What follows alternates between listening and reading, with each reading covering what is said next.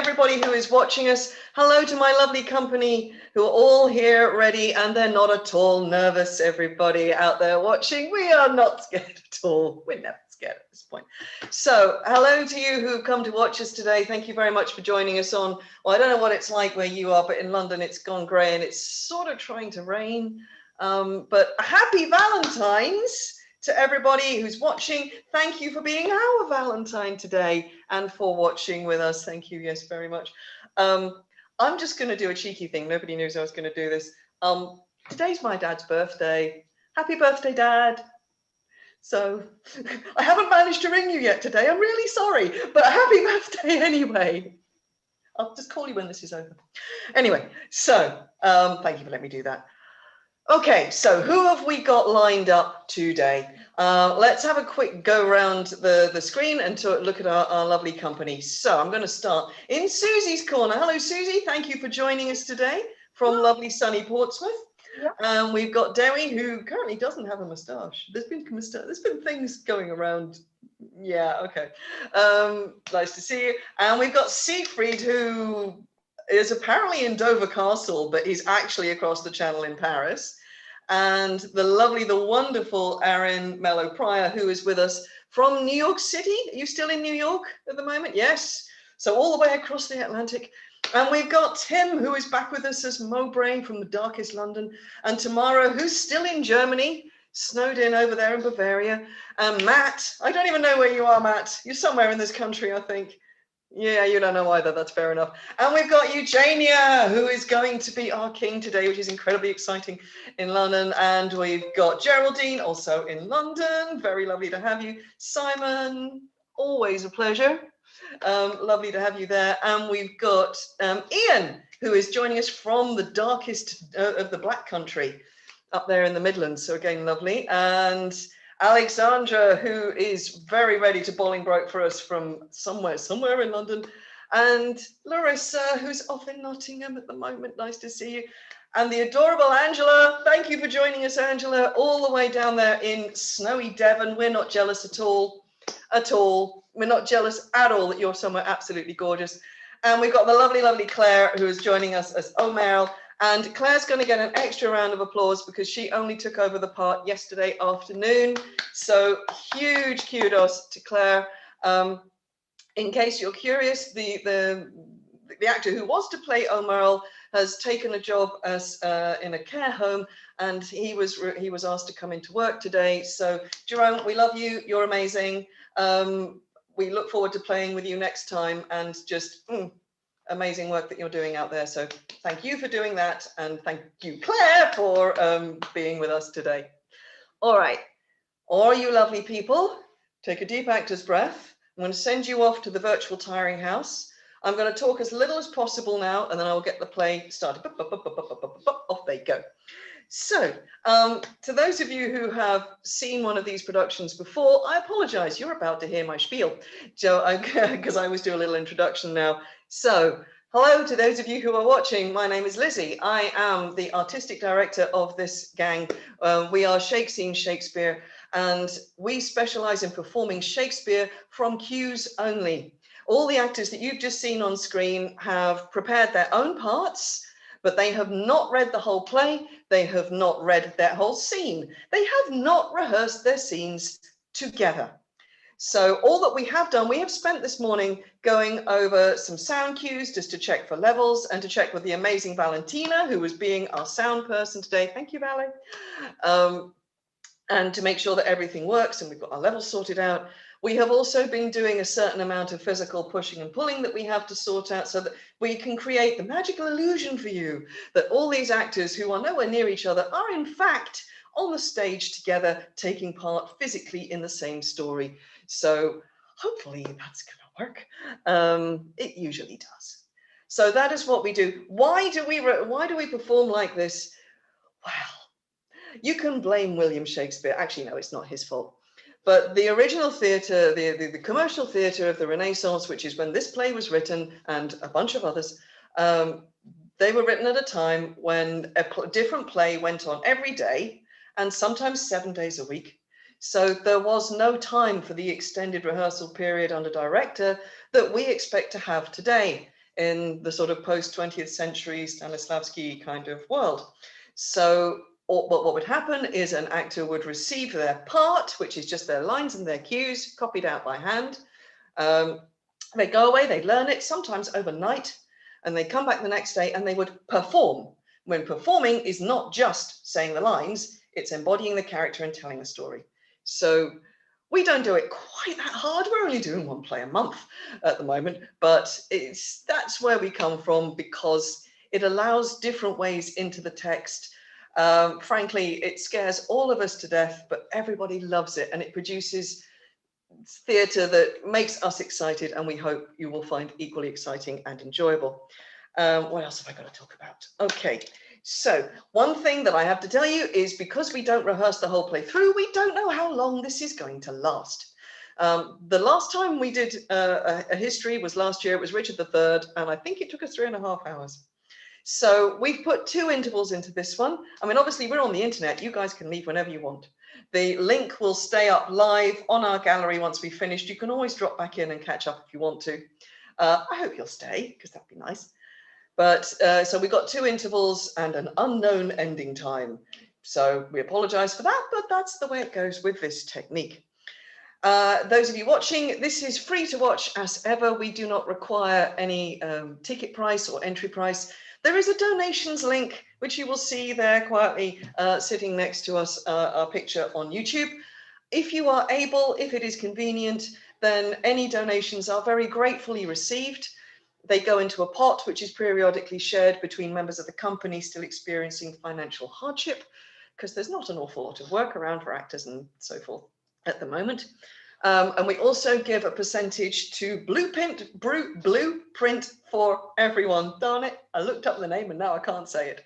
Blueprint for Everyone, which is the new name for the Stephen Lawrence Foundation. So we give a proportion of that to that particular charity, as it's a cause we believe in very strongly.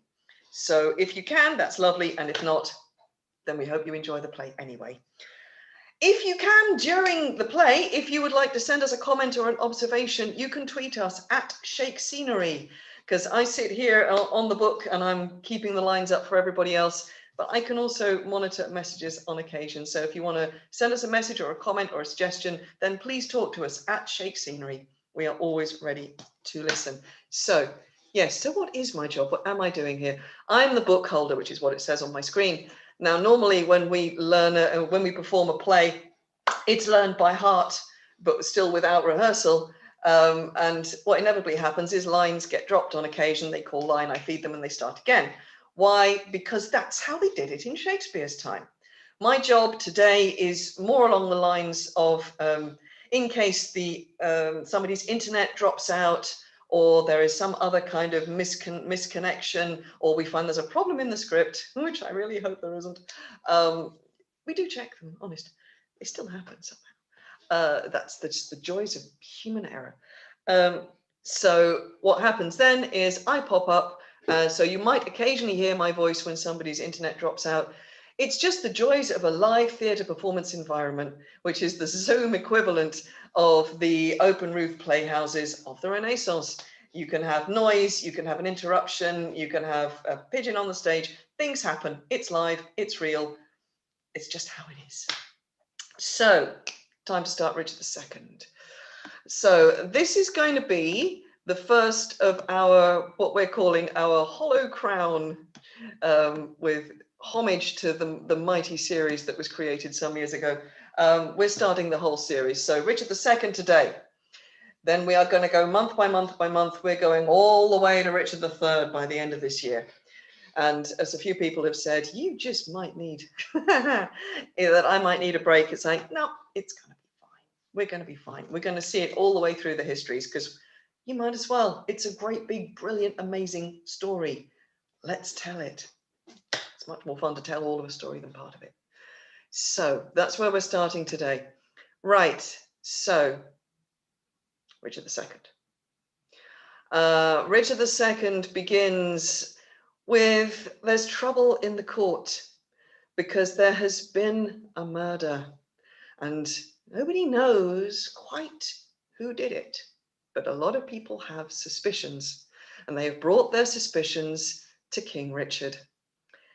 So let's just see how things pan out. You will see me at the first and second intervals. You may see me again. Until then, I give the stage over. Can I just hear from the cast? Can I just hear that Richard, John of Gaunt, the Marshal, and various other courtiers are ready to enter? Give me a yes. Yes. Yes. See, if this was a real theatre, I could see them. This is the one thing I have to do orally. All right, everybody, as soon as I go, the stage is yours. Take us to the court of King Richard. I can't wait. Enjoy.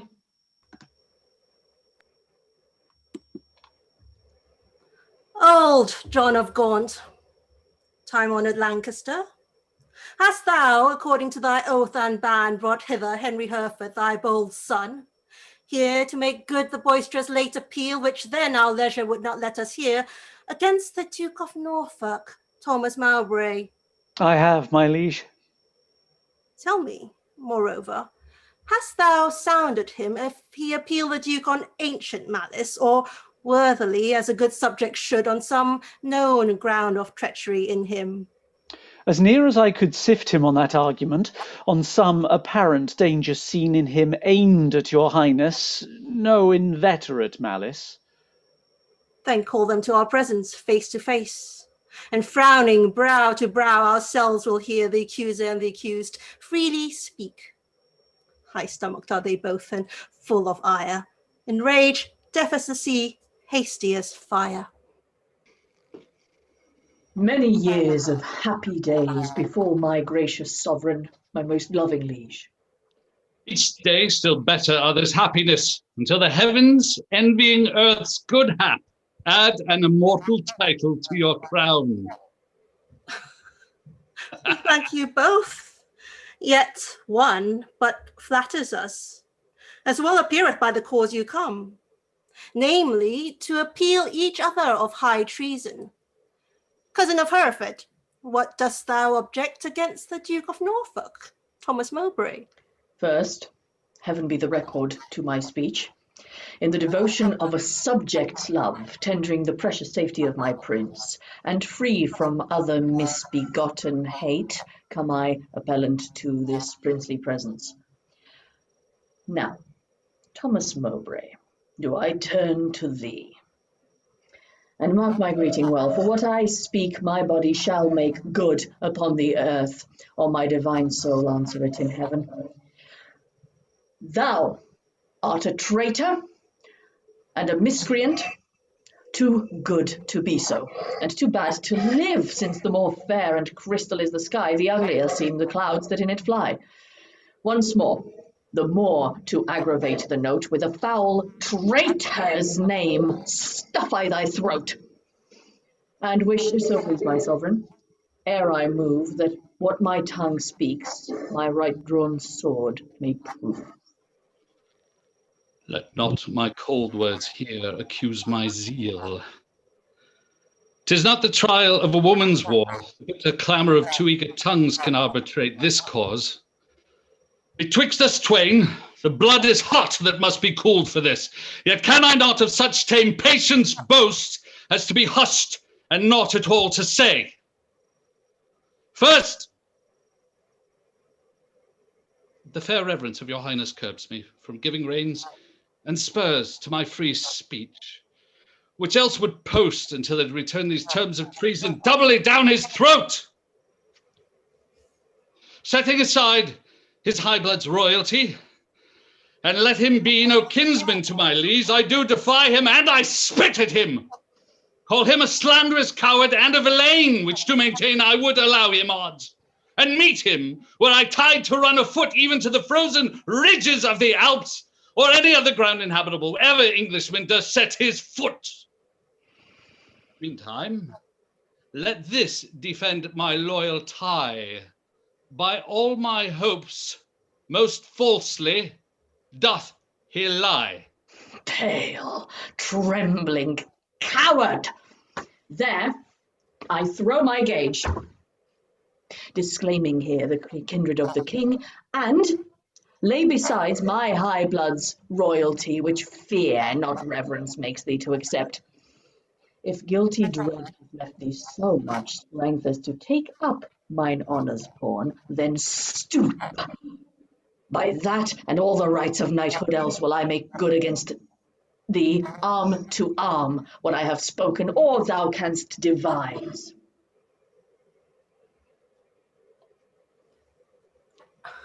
I take it up, and by that sword I swear, which gently laid my knighthood on my shoulder, I'll answer thee in any fair degree or chivalrous design of knightly trial.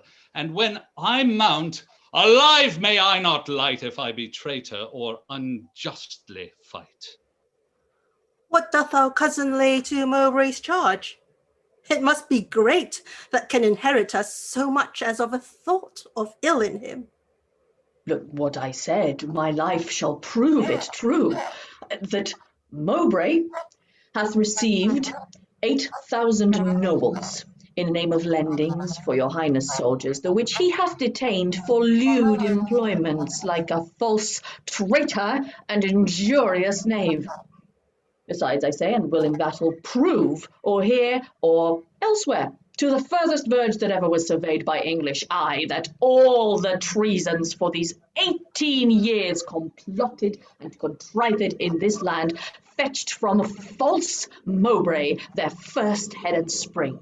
Further, I say, and further will maintain upon his bad life to make all this good, that he did plot the Duke of Gloucester's death.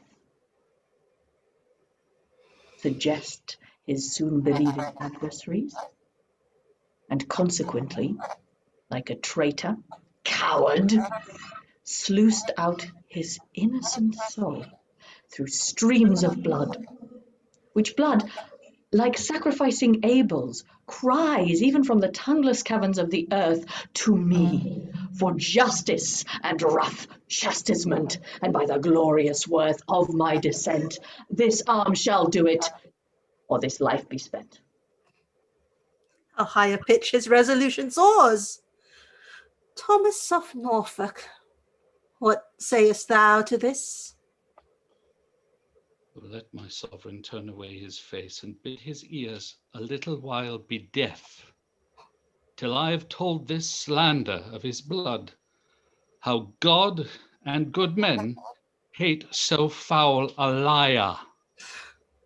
Mowbray, impartial are our eyes and ears. Were he my brother, nay, our kingdom's heir, as he is but my father's brother's son, now by my scepter's oar I make a vow.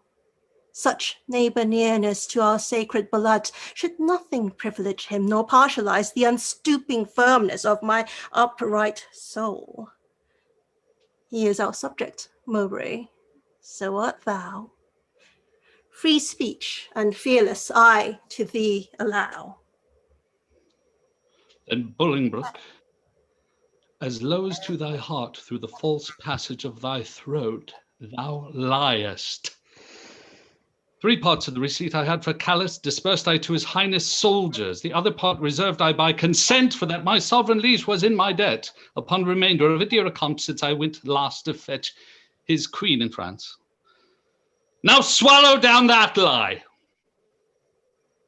For Gloucester's death, I slew him not, but to mine own disgrace neglected my sworn duty in that case.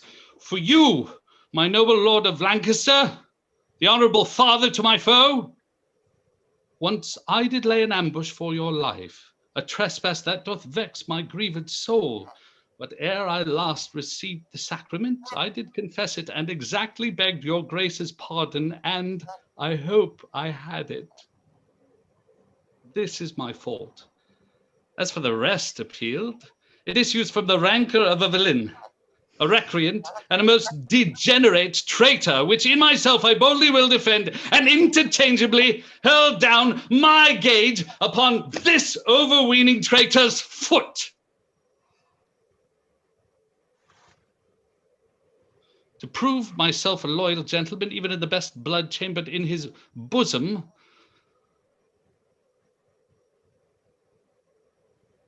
in haste whereof most heartily I pray your highness to assign our trial day. Wrath kindled, gentlemen, be ruled by me. Let's purge this choler without letting blood. This we prescribe, though no physician. Deep malice makes too deep incision. Forget, forgive, conclude and be agreed. Our doctors say this is no time to bleed. Good uncle, let this end where it begun.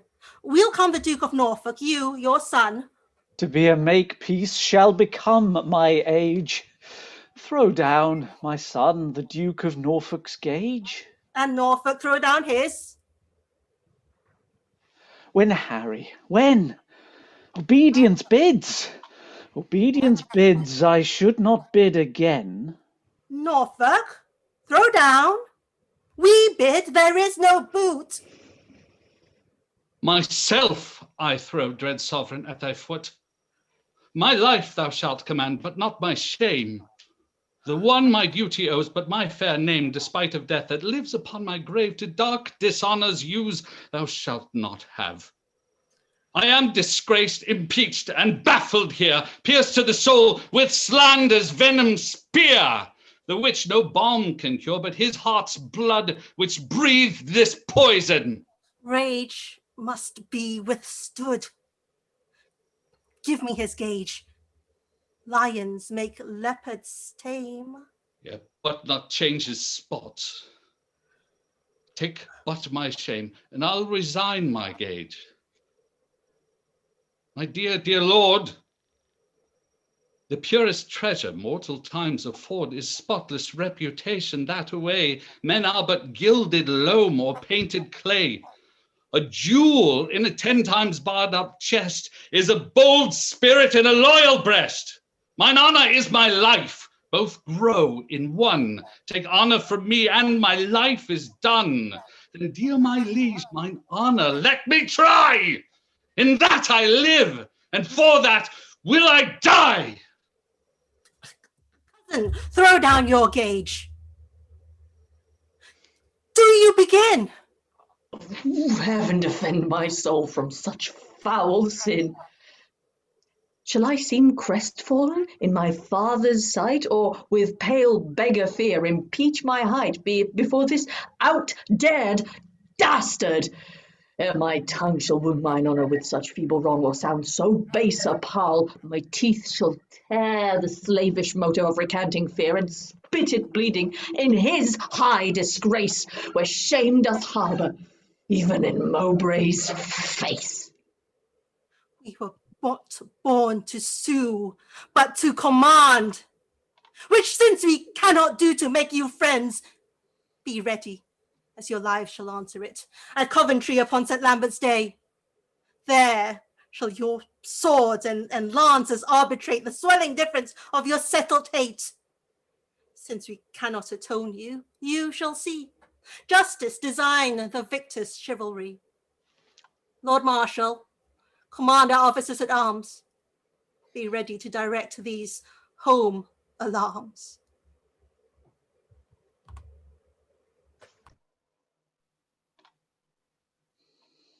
Alas, the part I had in Gloucester's blood doth more solicit me than your exclaims to stir against the butchers of his life. But since correction lieth in those hands which made the fault that we cannot correct, put we our quarrel to the will of heaven, who, when they see the hours ripe on earth, will rain hot vengeance on offenders' heads. Finds brotherhood in thee no sharper spur? Hath love in thy old blood no living fire? Edward's 7 sons, whereof thyself art one, were as 7 vials of his sacred blood, or 7 fair branches springing from one root. Some of those 7 are dried by nature's course, some of those branches by the destiny's cut. But Thomas, my dear lord, my life, my Gloucester, One vial full of Edward's sacred blood, one flourishing branch of his most royal root is cracked, and all the previous liquor spilt is hacked down, and his summer leaves all vaded by envy's hand and murder's bloody axe. Gaunt, his blood was thine. That bed, that womb, that metal, that self-mold that fashioned thee made him a man.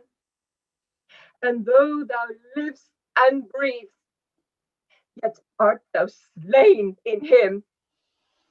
Thou dost consent in some large measure to thy father's death, in that thou seest thy wretched brother die, who was the model of thy father's life. Call it not patience, Gaunt. It is despair. In suffering thus thy brother to be slaughtered, thou showest the naked pathway to thy life, teaching stern murder to thee, which in mean men we incite patience, his pale, cold, cowardice, and noble breast. What shall I say to safeguard thine own life? The best way is to avenge my Gloucester's death. Heaven's is the quarrel. For heaven's substitute, his deputy anointed in his sight, hath caused his death, the which, if wrongfully, let heaven revenge. For I may never lift an angry arm against his minister. Where then, alas, may I complaint myself? To heaven, the widow's champion to defence. Why then I will. Farewell, old Gaunt. Thou goest to Coventry, there to behold our cousin Hereford and fell Mowbray fight. Oh, sweet my husband's wrong on Hereford spear that enter put to Mowbray's breast. For if misfortune is the first career, by Mowbray sins so heavy in his bosom that they may break his foaming courser's back and throw the rider headlong in the lists. Caitiff recreant to my cousin Hereford. Farewell, old Gaunt. Thy sometimes brother's wife with her companion grief must end her life.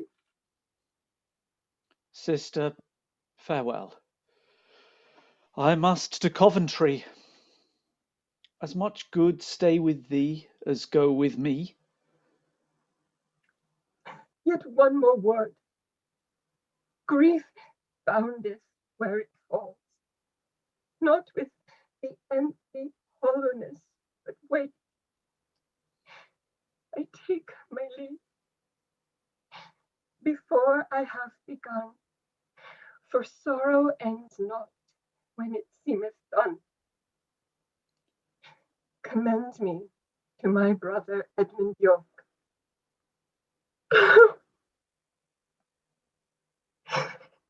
This is all. Nay, yet depart not so. Though this be all, do not so quickly go. I shall remember more. Bid him. What? With all good speed will she visit me. And what shall good old York there see but empty lodgings and unfurnished walls, unpeopled offices, untrodden stones? And what here there for welcome but my groans? Therefore, commend me. Let him not come there to seek out sorrow that dwells everywhere. Desolate, desolate will I hence and die. The last leave of thee twixt my weeping eye.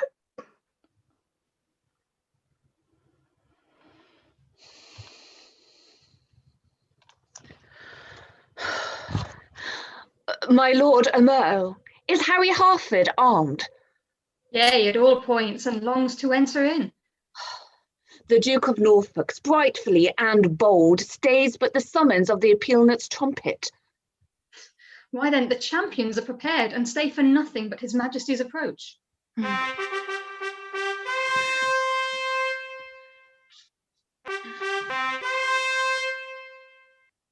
Marshal, demand of yonder champion the cause of his arrival here in arms. Ask him his name and orderly proceed to swear him in the justice of his cause. In God's name and the king's say, who thou art, and why thou comest thus knightly clad in arms. Against what man thou comest, and what's thy quarrel? Speak truly on thy knighthood and thine oath, as so defend thee heaven and thy valour. My name is Thomas Mowbray, Duke of Norfolk, who hither comes engaged by my oath, which heaven defend a knight should violate, both to defend my loyalty and truth to God, my king, and his succeeding issue against the Duke of Hereford that appeals me, and by the grace of God and this mine arm, to prove him in defending of myself a traitor to my God, my king, and me, and as I truly fight, defend me, heaven.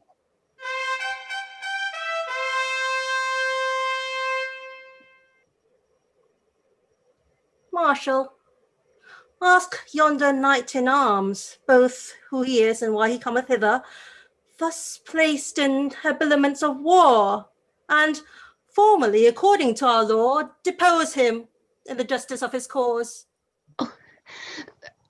What is thy name, and wherefore comes thou hither before King Richard in his royal lists? Against whom comes thou, and what's thy quarrel? Speak like a true knight, so defend thee to heaven. Harry of Hereford, Lancaster and Derby am I, who ready here do stand in arms to prove, by heaven's grace and my body's valour, in the lists on Thomas Mowbray, Duke of Norfolk, that he's a traitor, foul and dangerous to God of heaven, King Richard, and to me. And as I truly fight, defend me, heaven. On pain of death, no person be so bold or daring hardy as to touch the lists, except the marshal and such officers appointed to direct these fair designs. Lord Marshal, let me kiss my sovereign's hand and bow my knee before his majesty, for Mowbray and myself are like two men that vow a long and weary pilgrimage. Then let us take a ceremonious leave and loving farewell of our several friends. The appellant in all duty greets your highness and craves to kiss your hand and take his leave. We will descend and fold him in our arms.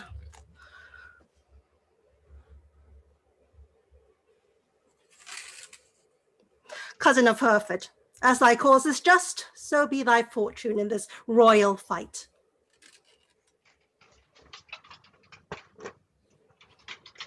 Farewell, my blood, which if today thou shed, lament we may, but not revenge thee dead.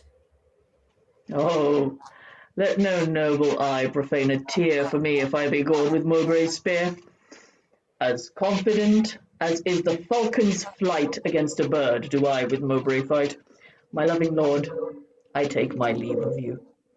Of you, my noble cousin, Lord Aumerle, not sick, although I have to do with death, but lusty, young, and cheerly drawing breath.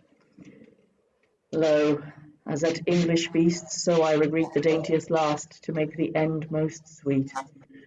O thou, the earthy author of my blood, whose youthful spirit in me regenerate doth with a twofold rigour lift me up to reach at victory above my head.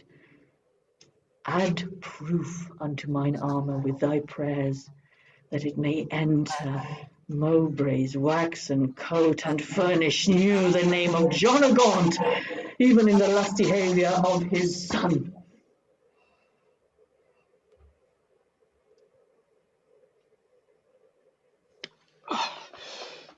Heaven in thy good cause make thee prosperous. Be swift like lightning in the execution, and let thy blows, doubly redoubled, fall like amazing thunder on the casque of thine amazed, pernicious enemy. Rouse up thy youthful blood, be valiant, and live.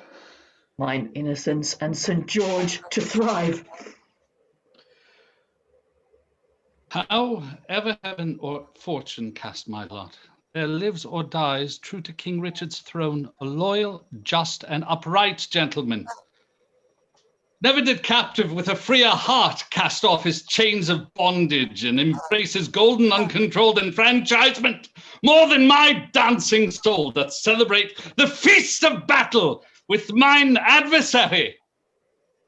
Most mighty liege, and my companion peers, take from my mouth the wish of happy years. As gentle and as jocund as to jest go I to fight.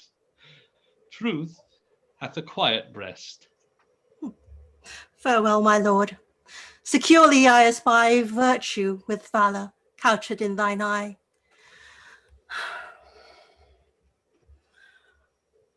Order the trial, Marshal, and begin. Harry of Hereford, Lancaster, and Derby, receive thy lance, and heaven defend thy right.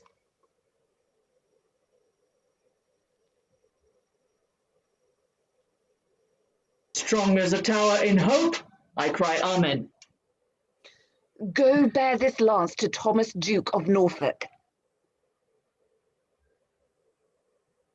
Harry of Hereford, Lancaster, and Derby stands here for God, his sovereign, and himself, on pain to be found false and recreant, to prove the Duke of Norfolk, Thomas Mowbray, a traitor to his God, his king, and him, and dares him to set forward to the fight. Here standeth Thomas Mowbray, Duke of Norfolk, on pain to be found false and recreant, both to defend himself and to approve Henry of Hereford, Lancaster, and Derby, to God, his sovereign, and to him disloyal, courageously and with a free desire, attending but the signal to begin. Sound trumpets and set forward combatants.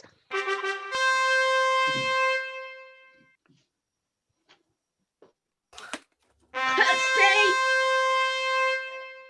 The king has thrown his warder down. Let them lay by their helmets and their spears, and both return back to their chairs again.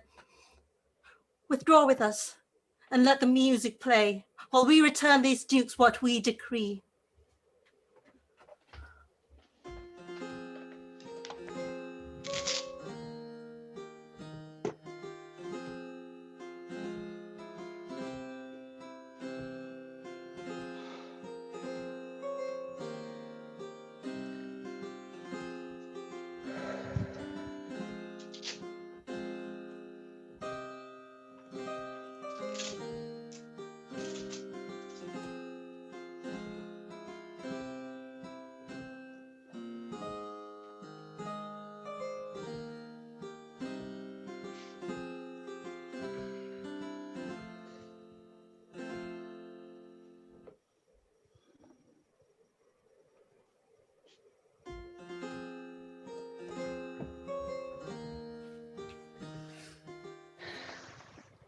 Draw near, and list what with our counsel we have done, for that our kingdom's earth should not be soiled with that dear blood which it hath fostered, and for our eyes do hate the dire aspect of civil wounds ploughed up with neighbours' swords, which so roused up with boisterous untuned drums, with harsh resounding trumpets' dreadful bray, and grating shock of wrathful iron arms, might from our quiet confines fright fair peace, and make us wade even in our own kindred's blood. Therefore, we banish you our territories. You, cousin Hereford, upon pain of death, till twice 5 summers have enriched our fields, shall not regreet our fair dominions, but tread the stranger paths of banishment. Your will be done. This must my comfort be, that sun that warms you here shall shine on me, and those his golden beams to you here lent shall point on me, and gild my banishment. Norfolk, for thee remains a heavier doom, which I with some unwillingness pronounce. The sly, slow hours shall not determinate the dateless limit of thy dear exile. The hopeless word of never to return, breathe I against thee upon pain of life. A heavy sentence, most sovereign liege, and all unlooked for from your highness' mouth. A dearer merit, not so deep a maim, as to be cast forth from the common air, have I deserved at your highness' hands. The language I have learned these 40 years, my native English, now I must forego. And now my tongue's use is to me no more than an unstringed viol, or a harp, or like a cunning instrument cased up, or being open, put into his hands that knows no touch to tune the harmony.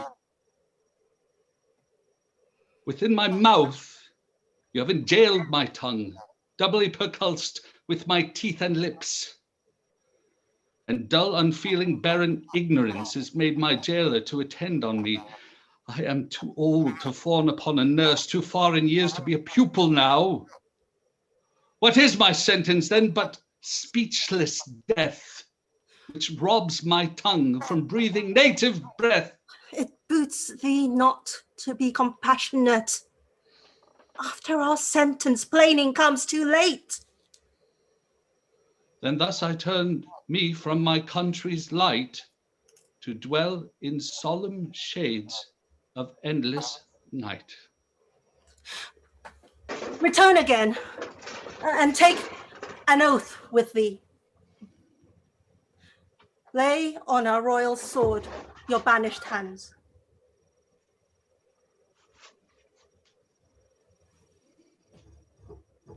Swear, by the duty that you owe to heaven, our part therein we banish with yourselves, to keep the oath that we administer. You shall never, so help you truth and heaven, embrace each other's love in banishment, nor ever look upon each other's face, nor ever write, re-greet, or reconcile this lowering tempest of your homebred hate, nor ever by advised purpose meet to plot, contrive, or complot any ill gainst us, our state, our subjects, or our land. I swear. And I to keep all this.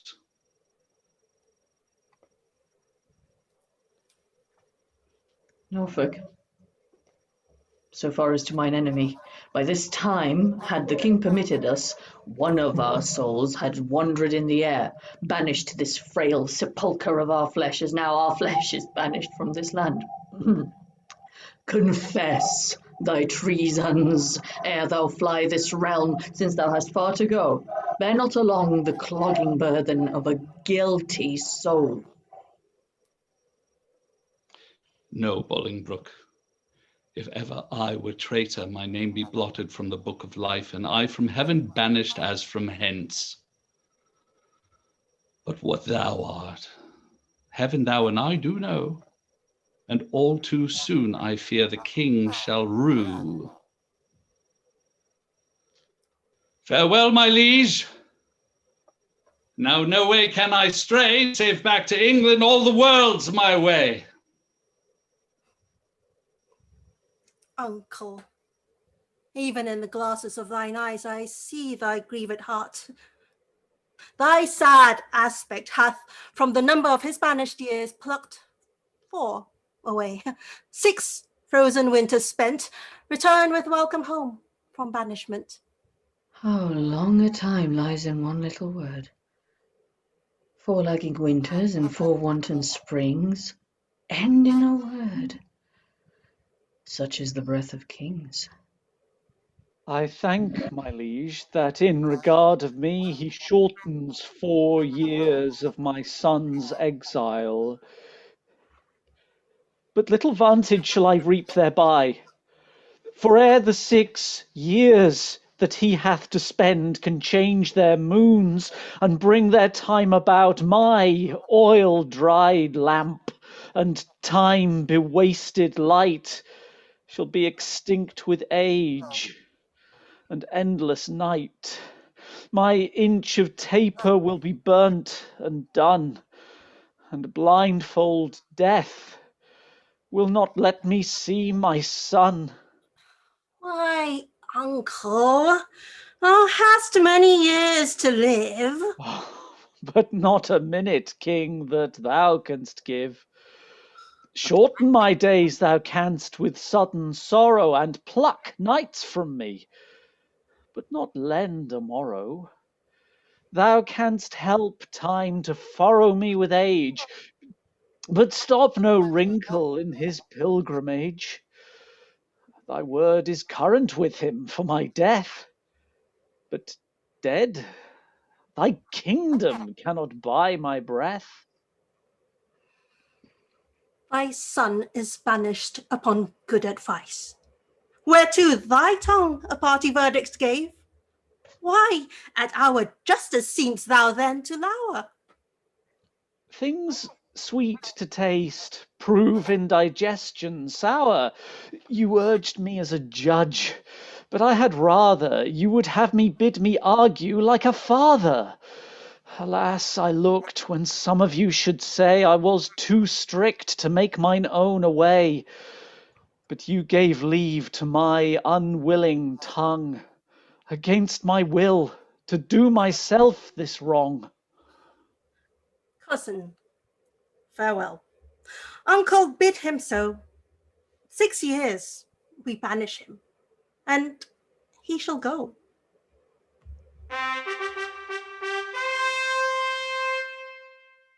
Cousin, farewell. What presence must not know from where you do remain, let paper show. My lord, no leave take I, for I will ride as far as land will let me by your side. Oh, to what purpose dost thou hoard thy words, that thou return'st no greeting to thy friends? I have too fused to take my leave of you, when the tongue's office should be prodigal to breathe the abundant dolour of the heart. Thy grief is but thy absence for a time. Joy absent, grief is present for that time. What is 6 winters? They are quickly gone. To men in joy, but grief makes 1 hour 10.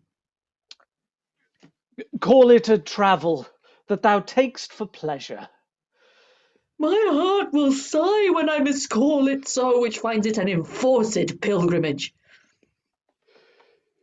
The sullen passage of thy weary steps esteem a soil wherein thou art to set the precious jewel of thy home return. Oh, who can hold a fire in his hand by thinking on the frosty Caucasus, or cloy the hungry edge of appetite by bare imagination of a feast? Or wallow naked in December snow by thinking on fantastic summer's heat? No, the apprehension of the good gives but the greater feeling to the worse. Fell sorrow's tooth doth ever rankle more than when it bites, but lanceth not the sore. Come, come, my son, I'll bring thee on thy way. Had I thy youth and cause, I would not stay. Then England's ground, farewell, sweet soil, adieu, my mother, and my nurse, which bears me yet.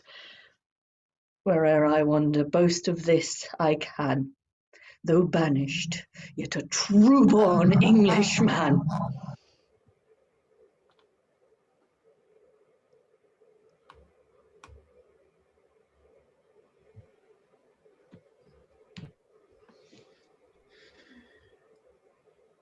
We did observe Cousin Aumerle, how far brought you High Hereford on his way? I brought High Hereford, if you call him so, but to the next highway, and there I left him.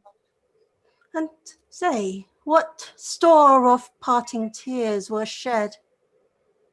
Faith, none for me, except the northeast wind, which then grew bitterly against our face, awaked the sleepy room, and so, by chance, did grace our hollow parting with a tear. Well, what said our cousin when you parted with him? Farewell. And for my heart disdained that my tongue should so profane the word that taught me craft to counterfeit oppression of such grief. That word seemed buried in my sorrow's grave. Marry, would the word farewell have lengthened hours and added years to his short banishment, he would have had a volume of farewells. But since it would not, he had none of me. Here's our cousin. But 'tis doubt when time shall call him home from banishment, whether our kinsman come to see his friends, ourself and Bushy. Here, Bagot and Green observed his courtship to the common people. How he did seem to dive into their hearts with humble and familiar courtesy. What reverence he did throw away on slaves, wooing poor craftsmen with the craft of souls and patient underbearing of his fortune, as 'twere to banish their effects with him. Off goes his bonnet to an oyster wench. A brace of draymen bid God speed him well, and had the tribute of his supple knee. With thanks, my countrymen, my loving friends, as were our England in reversion his, and he, our subjects' next degree in hope. Well, he is gone, and with him go these thoughts. Now for the rebels which stand out in Ireland. Expedient manage must be made, my liege. Ere further leisure, yield them further means for their advantage and your highness' loss. We will ourself in person to this war, and for our coffers with too great a court and liberal largesse are grown somewhat light, we are enforced to farm our royal realm, the revenue whereof shall furnish us for our affairs in hand. If that come short, our substitutes at home shall have blank charters, whereto, when they shall know what men are rich, they shall subscribe them for large sums of gold, and send them after to supply our wants, for we will make for Ireland presently. Bushy, what news? Old John of Gaunt is very sick, my lord, suddenly taken, and hath sent post-haste to entreat your majesty to visit him. Where lies he? At Ely House. Now, put it heaven in his physician's mind to help him to his grave immediately. The lining of his coffers shall make coats to deck our soldiers for these Irish wars. Come, gentlemen, let's all go visit him. Pray heaven we may make haste and come too late.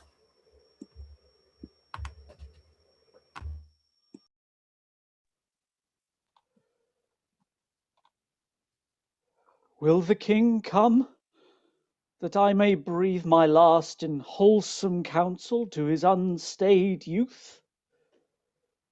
Vex not yourself, nor strive not with your breath, for all in vain comes counsel to his ear. Oh, but they say the tongues of dying men enforce attention like deep harmony. Where words are scarce, they are seldom spent in vain, for they breathe truth that breathe their words in pain. He that no more must say is listened more than they whom youth and ease have taught to glose. More are men's ends marked than their lives before. The setting sun and music in the close, as the last taste of sweets is sweetest last, writ in remembrance more than things long past. Though Richard my live's counsel would not hear, my death's sad tale may yet undeaf his ear. No, it is stopped with other flattering sounds as praises of his state. Then there are found Levisius meters, to whose venom sound the open ear of youth doth always listen. Report of fashions in proud Italy, whose manners still our tardy apish nation limps after in base imitation. Where doth the world thrust forth in vanity, so it be new, there's no respect how vile that is not quickly buzzed into his ears, that all too late comes counsel to be heard, while with doth mutiny with its wits regard. Direct not him whose way himself will choose, 'tis breath thou lackest, and what breath wilt thou lose? Methinks I am a prophet new inspired, and thus expiring do foretell of him. His rash, fierce blaze of riot cannot last, for violent fires soon burn out themselves. Small showers last long, but sudden storms are short. He tires betimes, that spurs too fast betimes. With eager feeding, food doth choke the feeder. Light vanity, insatiate cormorant, consuming means, soon preys upon itself. This royal throne of kings, this sceptred isle, this earth of majesty, this seat of Mars, this other Eden, demi-paradise, this fortress built by nature for herself against infection and the hand of war, this happy breed of men, this little world, this precious stone set in the silver sea, which serves it in the office of a wall, or as a moat defensive to a house against the envy of less happier lands. This blessed plot, this earth, this realm, this England, this nurse, this teeming womb of royal kings, feared by their breed and famous for their birth, renowned for their deeds as far from home for Christian service and true chivalry as is the sepulchre in stubborn Jewry of the world's ransom, Blessed Mary's son. This land of such dear souls, this dear, dear land, dear for her reputation through the world, is now leased out. I die pronouncing it, like to a tenement or a pelting farm. England, bound in with the triumphant sea, whose rocky shore beats back the envious siege of watery Neptune, is now bound in with shame, with inky blots and rotten parchment bonds. That England that was wont to conquer others hath made a shameful conquest of itself. Ah, would the scandal vanish with my life? How happy then were my ensuing death. The king is come. Deal mildly with his youth, for youth hot colts being rage do rage them all. There's our noble uncle Ancaster. What comfort, man? How is't with aged Gaunt? Oh, how that name befits my composition. Old Gaunt indeed, and gaunt in being old. Within me grief hath kept a tedious fast, and who abstains from meat that is not gaunt? For sleeping England long time have I watched. Watching breeds leanness. Leanness is all gaunt. The pleasure that some fathers feed upon is my strict fast. I mean, my children's looks, and therein fasting hast thou made me gaunt. Gaunt am I for the grave, gaunt as a grave, whose hollow womb inherits naught but bones. Can sick men play so nicely with their names? No, misery makes sport to mock itself. Since thou dost seek to kill my name in me, I mock my name, great king, to flatter thee. Should dying men flatter those that live? No, no, men living flatter those that die. Well, thou, now a dying, sayest thou flatterest me? Oh, no, thou diest, though I the sicker be. I am in health. I breathe. I see thee ill. Now he that made me knows I see thee ill. Ill in myself to see, and in thee seeing ill. Thy deathbed is no lesser than the land wherein thou liest in reputation sick, and thou too careless patient as thou art, commits thy anointed body to the cure of those physicians that first wounded thee. 1,000 flatterers sit within thy crown, whose compass is no bigger than thy head. And yet, encased in so small a verge, the waste is no whit lesser than thy land. Oh, had thy grandsire with a prophet's eye seen how his son's son should destroy his sons, from forth thy reach he would have laid thy shame, deposing me before thou wert possessed, which art possessed now to depose thyself. Why, cousin, were thou regent of the world, it were a shame to let his land by lease. But for thy world, enjoying but this land, is it not more than shame to shame it so? Landlord of England art thou, and not king.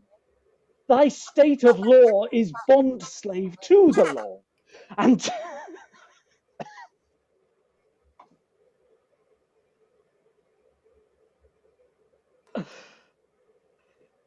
And thou, a lunatic, lean-witted fool, presuming on an ague's privilege, darest with thy frozen admonition make pale our cheek, chasing the royal blood with fury from his native residence.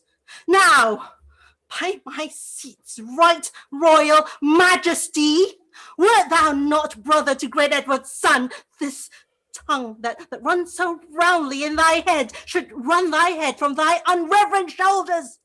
oh, spare me not, my brother's Edward's son, for that I was his father Edward's son, that blood already, like the pelican, thou hast tapped out and drunkenly caroused. My brother Gloucester, plain, well-meaning soul, whom fair befall in heaven mongst happy souls, may be a precedent, and witness good that thou respectest not spilling Edward's blood. Join with the present sickness that I have, and thy unkindness be like crooked age, to crop at once a too long withered flower. Live in thy shame, but die not shame with thee. These words hereafter thy tormentors be. Convey me to my bed, then to my grave. Love they to live that love and honour have. And let them die that age and sullens have, for both hast thou, and both become the grave. I do beseech you, your majesty, impute his words to wayward sickness and age in him. He loves you on my life, and holds you dear as Harry, Duke of Hereford, were he here. Right, you say true. As Hereford's love, so his, as theirs, so mine, and all be as it is. My liege, all the Gaunt commands him to your majesty.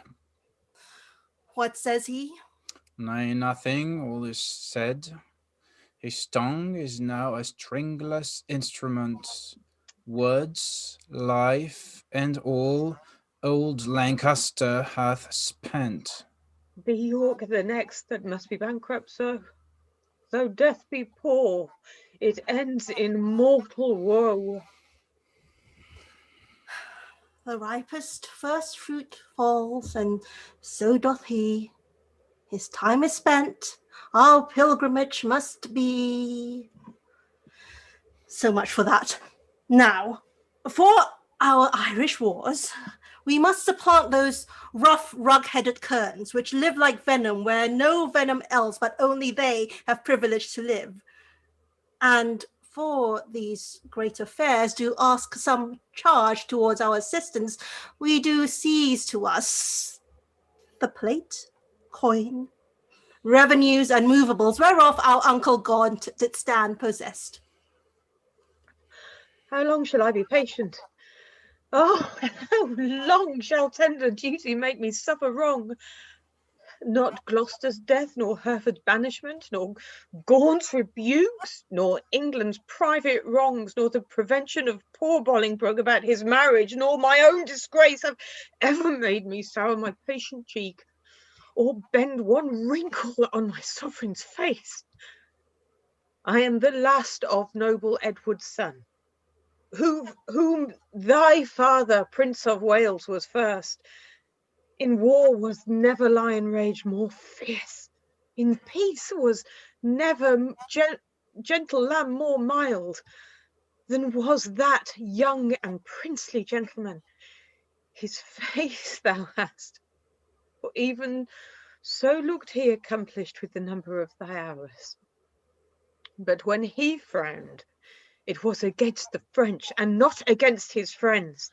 His noble hand did win what he did spend, and spent not that which his triumphant father's hand had won. His hand was guilty of no kindred's blood, but bloody with the enemies of his kin. Oh, Richard, York is just too far gone with grief, or else he never would compare between. Why, uncle? What's the matter? Oh, my liege. Pardon me, if you please. If not, I please not to be pardoned. Am content with all. Seek you to seize and grip into your hands the royalties and rights of banished Hereford? Is not Gaunt dead, and doth Hereford not live? Was Gaunt not just, and doth Hereford not live? Was Gaunt not just, and is Harry not true?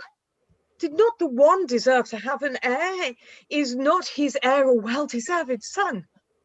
Take Hereford's rights away, and take from time his charters and his customary rights. Let not tomorrow then ensue today. Be not thyself. For how art thou a king but by fair sequence and succession? Now, for God forbid I say true, if you do wrongly seize Hereford's right, call in his letters patience that he hath by his attorneys general to ensue his livery and deny his offered hermitage, you pluck 1,000 daggers on your head and lose 1,000 well-disposed hearts, and prick my tender patience to those thoughts which honour and allegiance cannot think. Think what you will. We seize into our hands his plate, his goods, his money, and his lands. I'll not be by the while. My liege, farewell. What will ensue hereof, there's none can tell, but by bad courses may be understood that their events can never fall out good.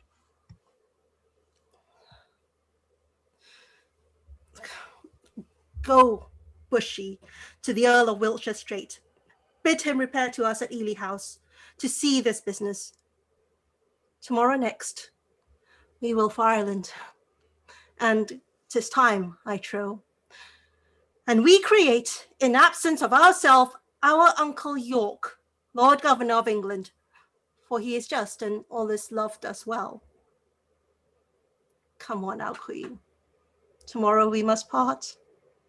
Be merry, for our time of stay is short.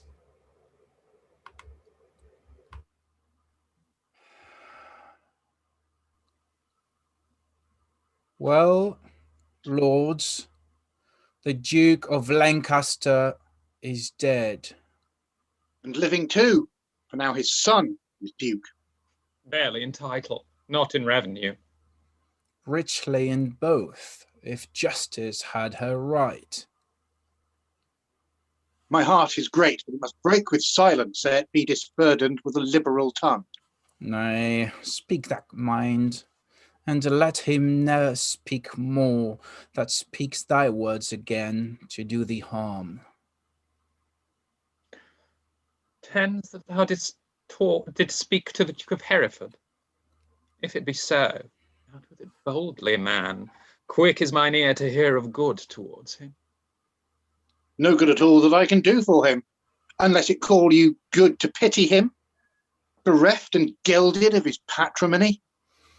Now, afore heaven, 'tis shame such wrongs are born.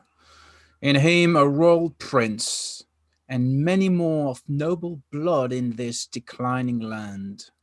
The king is not himself, but basely led by flatterers, and what they will inform merely in hate against any of us all.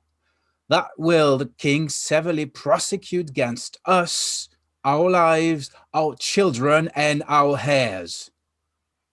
The commons hath he piled with grievous taxes, and quite lost their hearts.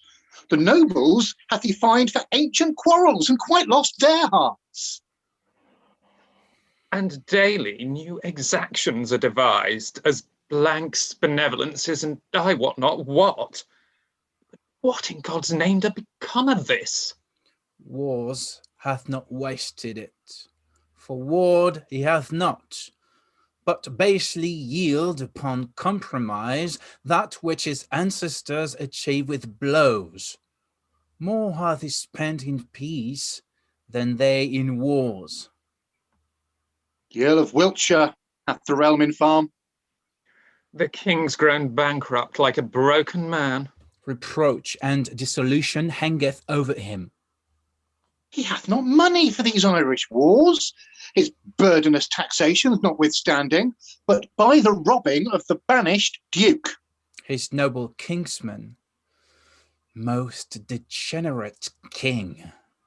But, lords, we hear this fearful tempest sing, yet seek no shelter to avoid the storm. We see the wind sit sore upon our sails, and yet we strike not, but securely perish. We see the rack that we must suffer, and unavoided is the danger now, for suffering so the causes of our rack. Not so. Even though through the hollow eyes of death I spy life peering, but I dare not say how near the tidings of our comfort is. Nay, let us share thy thoughts as thou dost ours. Be confident to speak, Northumberland. We three are but thyself, and speaking so, thy words are but as thoughts. Therefore be bold. Then thus, I have from Paul Leblanc, a bay in Britain, received intelligence that Harry, Duke of Hereford, Reynold, Lord Cobham, that late broke from the Duke of Exeter, his brother Archbishop, late of Canterbury, Sir Thomas Erpingham, Sir John Royston, Sir John Norbury, Sir Robert Waterton, and Francis Quint, all these well furnished by the Duke of Britain, with 8 tall ships, 3,000 men of war are making hither with all due expedience, and shortly mean to touch our northern shore. Perhaps they had ere this, but that they stay the first departing of the king for Ireland. If then we shall shake off our slavish yoke, imp out our drooping country's broken wing, redeem from broken pawn the blemished crown, wipe off the dust that hides our scepter's guilt, and make him high majesty look like itself. Away with me in post to Ravensburg, but if you faint, us fearing to do so, stay and be secret, and myself will go. To horse, to horse, urge doubt to them you fear. Hold out my horse, and I will first be there. And off they go. Woo! Wow. So that was a very stirring start to this afternoon. This is a 5-minute interval, as in witness me. Hello, I have popped up. So the cast can relax for 5 minutes and breathe, and so can all of you. So I'm just going to be here and chat for 5 minutes about a few things, and then we will pick up and continue because, well, it's looking interesting right about now. So thank you all very much, and thank you for bearing with us. There's a few sort of gremlins in the internet as ever this afternoon, for which we are extremely apologetic. Please bear with us. It's one of those things, I'm afraid. The joys of, again, a truly live environment, even though it's live via the internet as opposed to live within a theatre. That's just how it goes. So things to talk about when it comes to Richard II. Well, there's basically two things I know. So I'm going to do one in this interval and one in the next one. If anybody knows anything about Richard or the play that you would like to offer it, then please drop me a tweet at Shake Scenery. I'm sitting right here doing nothing other than, well, constantly hoping that everything's going fine with the internet. So we've had comments from Richard himself, because basically there's a problem going on, in case you hadn't picked it up, in that Richard has spent too much of his money. He's done a great deal of taxation. He's taxed the people for one reason, he's taxed the nobles for another, and basically he's annoyed everyone. And yet everybody's saying, where is all this money gone? That little conversation that Ross and Willoughby and Northumberland just had, it was mentioned that, you know, he doesn't go to war. He's not spent it on war like an awful lot of medieval kings did. So where's his money gone? Well, Richard himself, as you may or may not have picked up, mentions the fact that he spent too much money basically on high living, on too lavish a court. And this is actually something that is recorded in history. It's not just Shakespeare talking about it, and something that Eugenia has had a great deal of fun in incorporating into her interpretation of Richard. He was always said to be beautiful, to be spectacular, to shine like the sun, very partial to cloth of gold and shiny jewels and things. So because he truly believed that the king was the anointed of God and therefore should look truly spectacular, and that was just exactly what a king should be like, and that if it cost the country an awful lot of money, well, that was exactly as it should be. So that was one place the money went. Another is rather enchantingly basically on food, on banquets, very, very lavish. One of my favorite bits of trivia about this area of history, and I'm just looking it up so that I've got the actual facts in front of me, is the first cookery book that's known in English comes from the time of Richard II. And I just had to check the title because I couldn't remember it. And it is known as The Form of Curry, or Curry. Now, that does not mean it's a recipe book for cooking curries. According to Wikipedia, curry, the word curry, form of curry, comes from the Old French word cuire, meaning to cook, which I think it pretty much still does, although my French is rusty, please correct me. So basically it's a form of cookery, a form of cooking, and form as in a sort of pattern or an outline.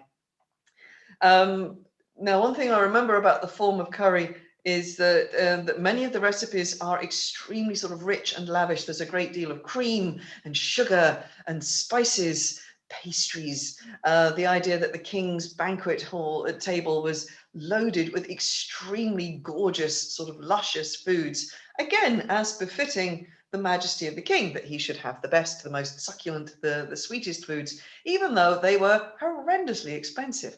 So again, this is Richard keeping too lavish a court, as he says himself. The manuscript, the book itself, is said to be the oldest mention, or the earliest known mention, I beg your pardon, of olive oil, gourds, and spices, including mace and cloves. So this, the spices, the warming spices coming from far distant spaces. I mean, these days you go to the supermarket, you pick up a thing of nutmeg or a thing of cloves, and we think nothing of it. But again, at this time, very, very rare, extremely expensive. I've just been trying to read one of the recipes, and it's so difficult to read. I'm going to give it a shot because I'm used to reading First Folio English, but this is even harder. So this is a recipe for sauce madame. And you have to take sage, persil, which is parsley, hyssop, and savory, quinces and pears, garlic and grapes, and fill the geese therewith. Now, I really hope that isn't actually fill the geese. Anyway, so there you have a recipe which has a great range of savory herbs, most of which could grow easily here. But then you've got quinces. Okay, you could grow quinces quite easily in a medieval garden against a sunny wall, and pears and garlic. Pardon me, that was not a comment on garlic. That was just dry throat. And grapes. So all these very, very exotic and beautiful and tasty things. I'm just sort of going, so the fruit with the herbs and the garlic? I might have to read that thing properly and just see what it actually comes out to. But anyway, so we have a little bit of historical evidence supporting what is said here about Richard and his court. And this is where the money went, on too high living and too gorgeous dressing. Although, Eugenia, it's no whit too gorgeous. I really love it.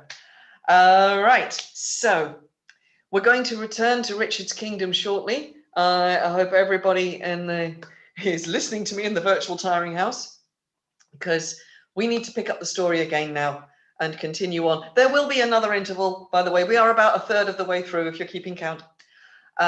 So the king, Richard, so what just happened? Well, Bolingbroke and Mowbray have been banished.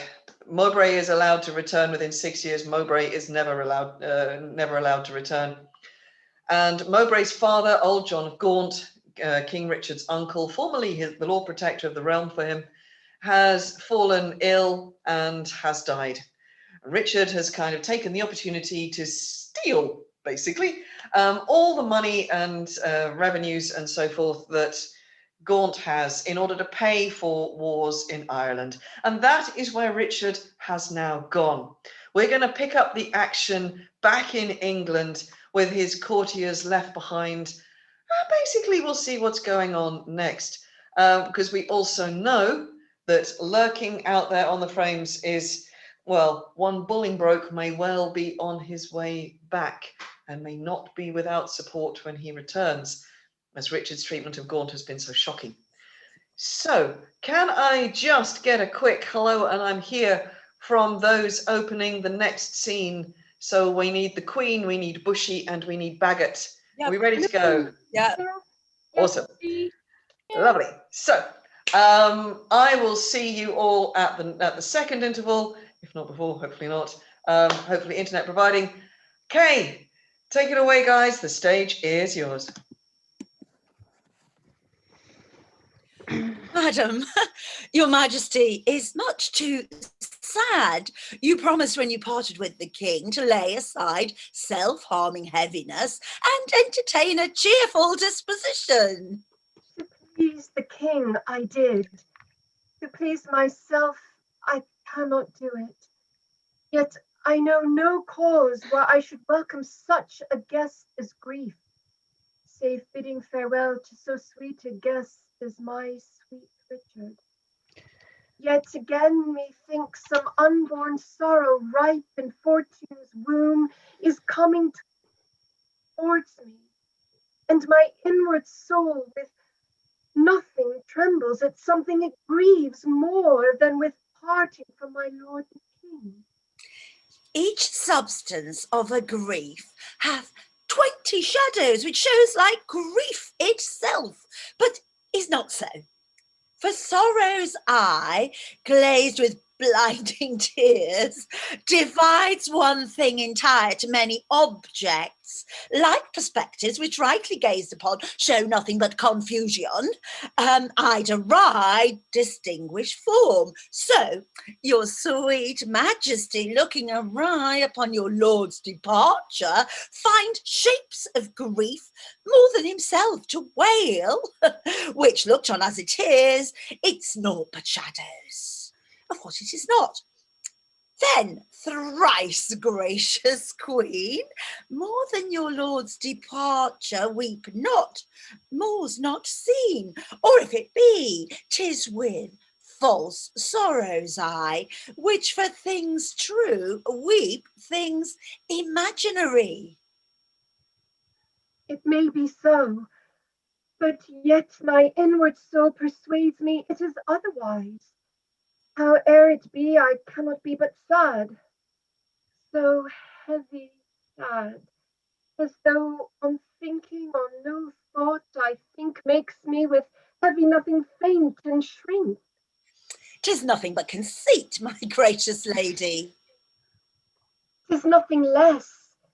Conceit is still derived from some forefather grief. Mine is not so.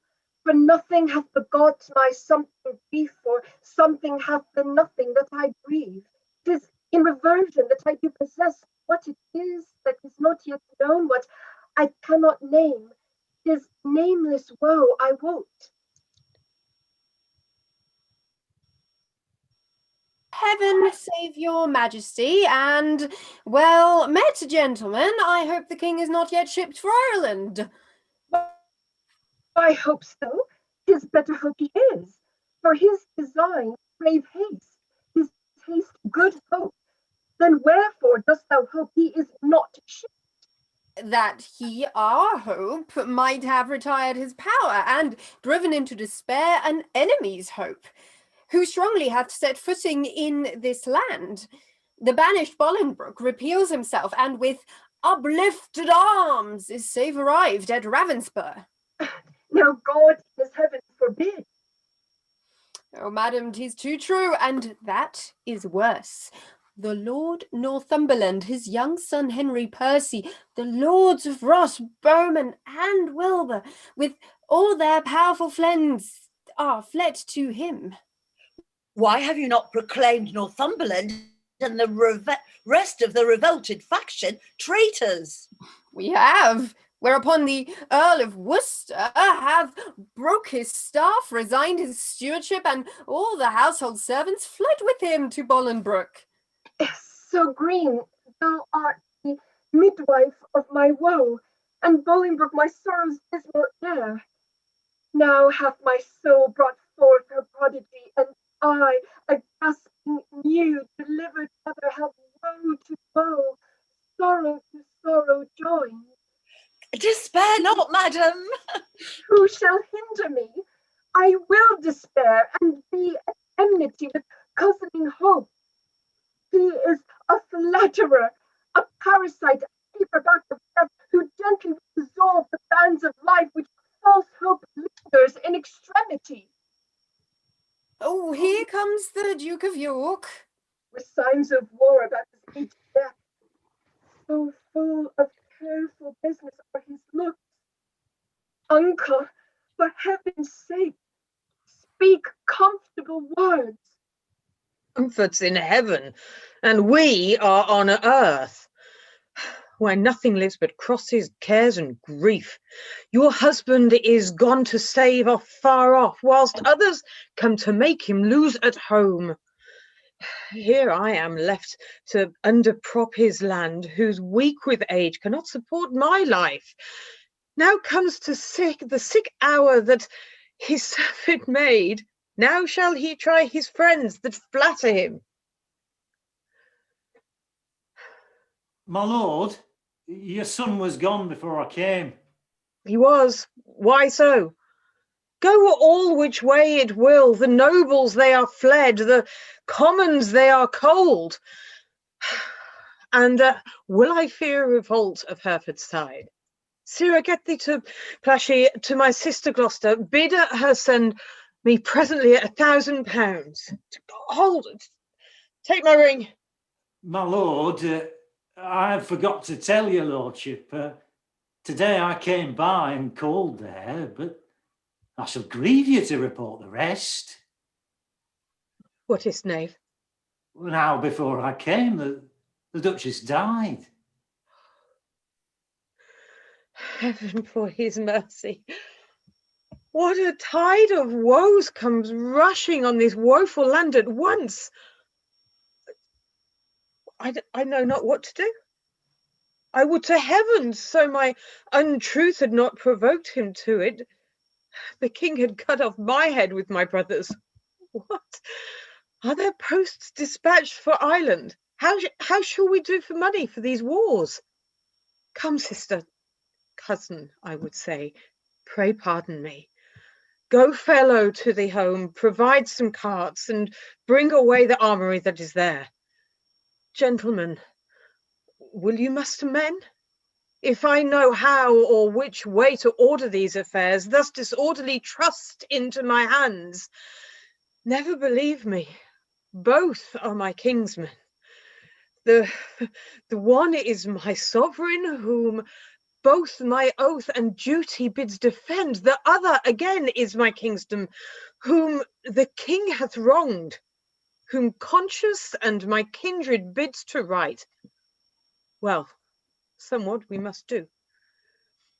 Come, cousin, I'll dispose of you. Gentlemen, go muster up your men and meet me presently at Berkeley Castle. I should to Ploughshire also, but time will not permit. And all uneven, and everything is left 6 and 7. The wind sits fair for news to go to Ireland, but none returns. For us to levy power proportionable to the enemy is all impossible. Besides, our nearest to the king in love is near the hate of those love not the king. And that's the wavering commons, for their love lies in their purses, and whoso empties them by so much fills their heart with deadly hate. Wherein the king stands generally condemned. If judgment lie in them, then so do we, because we have been ever near the king. Well, I will for refuge straight to Bristol Castle. The Earl of Wiltshire is already there. Thither will I with you. For little office will the hateful commons perform for us, except like curs to tear us all to pieces. Will you go along with us? No, I will to Ireland to his majesty. Farewell. If heart's presages be not vain, we three here part that ne'er shall meet again. That's as York thrives to beat back Bolingbroke. Alas, poor Duke, the task he undertakes is numbering sands and drinking oceans dry. Where one on his side fights, thousands will fly. Farewell at once, for once, for all and ever. Well, we may meet again. I fear we may never. How far is it, my lord, to Berkeley now? Believe me, my noble lord, I am a stranger here in Gloucestershire. These high wild hills and rough uneven ways draws out our miles and makes them wearisome. And yet our fair discourse hath been as sugar, making the hard way sweet and delectable. But I bethink me what a weary way from Ravensburg to Cotswold will be found in Ross and WIlloughby, wanting your company, which I protest hath very much beguiled the tediousness and process of my travel. But there's sweetened with the hope to have the present benefit that I possess. And hope to joy is little less in joy than hope enjoyed. By this, the worthy lords shall make their ways seem short as mine hath done, by side of what I have, your noble company. Of much less value is my company than your good words. But who comes here? Oh, it is my son, young Harry Percy, sent from my brother Worcester. Once, soever, Harry, how fares your uncle? I had thought my lord to have learned his health of you. Why, is he not with the Queen? No, my good lord. He hath forsook the court, broken his staff of office, and dispersed the household of the king. What was his reason he was not so resolved when we last paid together? Because your lordship was proclaimed traitor. But he, my lord, has gone to Ravensburg to offer service to the Duke of Hereford, and sent me over by Berkeley to discover what power the Duke of York had levied there, then with direction to repair to Ravensburg. Have you forgot the Duke of Hereford, boy? No, my good lord, for that is not forgot, which ne'er I did remember to. To my knowledge, I never in my life did look on him. Then learn to know him now. This is the Duke. My gracious lord, I tender you my service, such as it is, being tender, raw, and young, which elder days shall ripen and confirm to more approved service and desert. I thank thee, gentle Percy, and be sure I count myself in nothing else so happy as in a soul remembering my good friends. And as my fortune ripens with thy love, it shall be still thy true love recompense. My heart this covenant makes, my hand thus seals it. How far is it to Berkeley? And what stir keeps good old York there with his men of war? There stands the castle by yond tuft of trees, manned with 300 men, as I have heard, and in it are the lords of York, Berkeley, and Seymour, none else of name and noble estimate. Oh, here comes the lords of Ross and Willoughby, bloody with spurring, fury red with haste. Welcome, my lords. I wot your love pursues a banished traitor.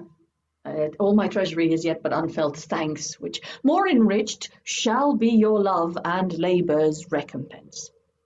Your presence makes us rich, most noble lord.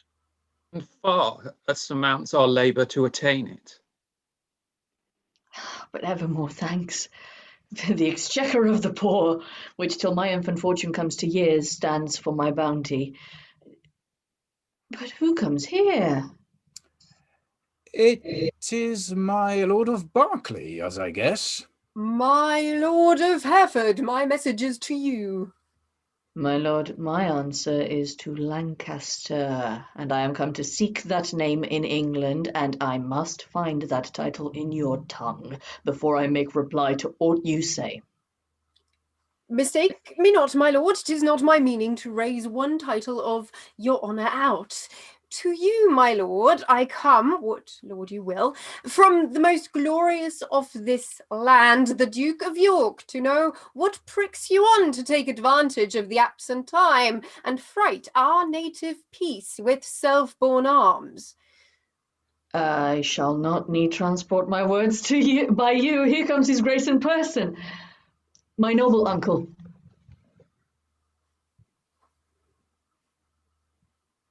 Show me thy humble heart and not thy knee, whose duty is deceivable and false. My gracious uncle. Grace me no grace, nor uncle me. I am no traitor's uncle, and that word grace in an ungracious mouth is but profane. Why have these banished and forbidden legs dared once touch the dust of England's ground? But more than why have they dared to march so many miles upon her peaceful bosom, frighten her pale-faced villagers with war and ostentation in despised arms? Comest thou because the anointed king is hence? Why, foolish boy, the king is left behind, and in my loyal bosom lies his power.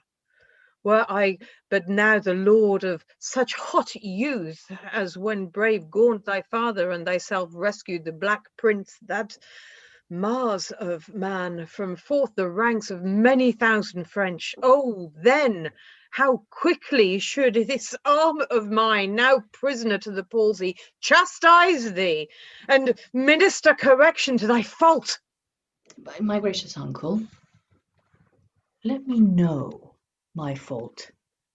On what condition stands it, and wherein? Even in condition of the worst degree, in gross rebellion and detested treason, thou art a banished man, and here art come before the experience of thy time, in braving arms against thy sovereign. As I was banished Hereford. But as I come for Lancaster. And noble uncle, I beseech your grace, look on my wrongs with an indifferent eye.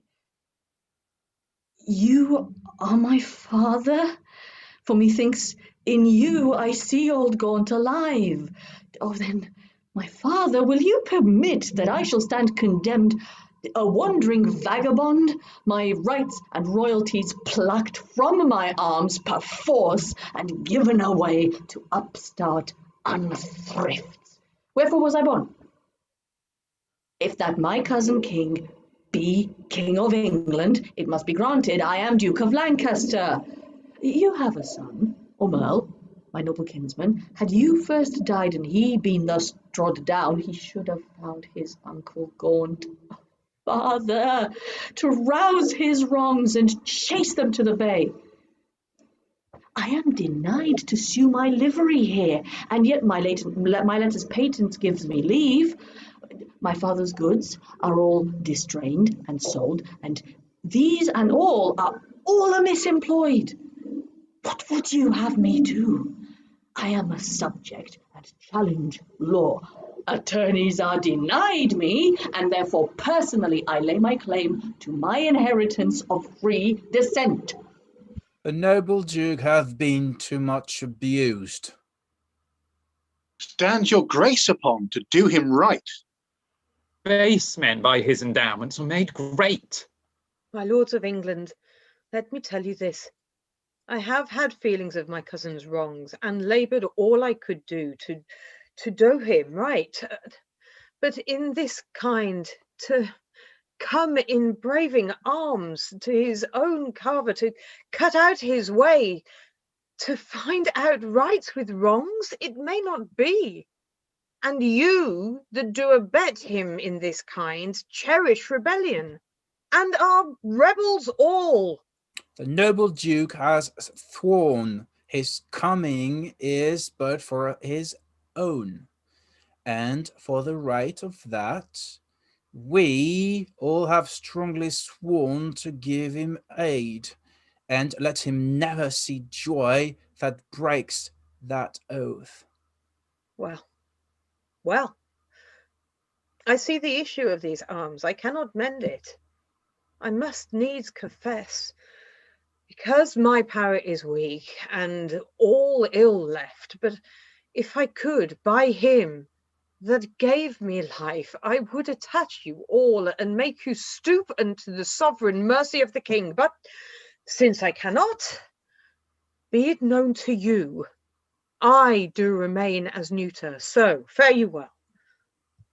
Unless you please to enter in the castle and there repose you for this night. An offer, uncle, that we will accept, but we must win your grace to go with us to Bristow Castle, which they say is held by Bushy, Bagot, and their accomplices, the caterpillars of the Commonwealth, which I have sworn to weed and pluck away. It may be I will go with you, but yet I'll pause. For I am loath to break the country's laws, nor friends nor foes to welcome. You are things past redress, and now for me with past care.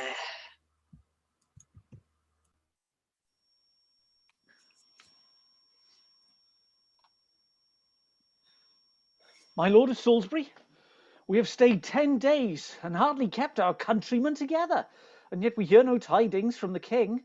Therefore, we will disperse ourselves. Farewell. Stay yet another day, thou trusty Welshman. The king reposeth all his confidence in thee. 'Tis thought the king is dead. We will not stay. The bay trees in our country all are withered. The meteors fright the fixed stars of heaven. The pale-faced moon looks bloody on the earth, and lean-looked prophets whisper fearful change. Rich men look sad, and ruffians dance and leap, the one in fear to lose what they enjoy, the other to enjoy by rage and war. These signs forerun the death of kings. Farewell, our countrymen are gone and fled. As well assured Richard, their king, is dead. Oh, Richard, with eyes of heavy mind, I see thy glory like a shooting star fall to the base earth from the firmament. Thy sun sets weeping in the lowly west, witnessing storms to come, woe and unrest. Thy friends are fled to wait upon thy foes, and crossly to thy good all fortune goes.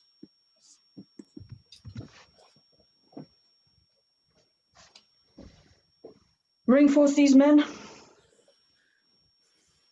Bushy and green. I will not vex your souls, since presently your souls must part your bodies, with too much urging your pernicious lives, for 'twere no charity. Yet, to wash your blood from off my hands, here in the view of men, I will unfold some causes of your deaths. You have misled a prince, a royal king, a happy gentleman, in blood and lineaments, by you unhappied and disfigured clean.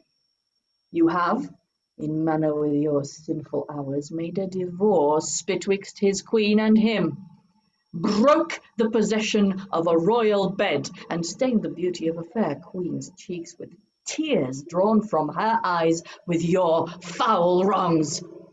Myself a prince, by fortune of my birth, near to the king in blood, and near in love, till you did make him misinterpret me, have stooped my neck under your injuries, and sighed my English breath in foreign clouds, eating the bitter bread of banishment, whilst you have fed upon my seigneuries, disparked my parks, and felled my forest woods, from mine own window torn my household coat, razed out mine impress, leaving me no sign save men's opinions, and my living blood to show the world I am a gentleman. This, and much more than twice all this, condemns you to the death. See them delivered over and to execution in the hand of death. More welcome is the stroke of death to me than Bolingbroke to England! My comfort is that heaven will take our souls and plague injustice with the pains of hell. My Lord Northumberland, see them dispatched. Uncle, you say the Queen is at your house? For heaven's sake, fairly let her be entreated. Tell her I sent to her my kind commends. Take special care my greeting be delivered.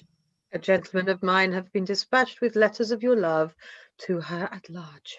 Thanks, gentle uncle.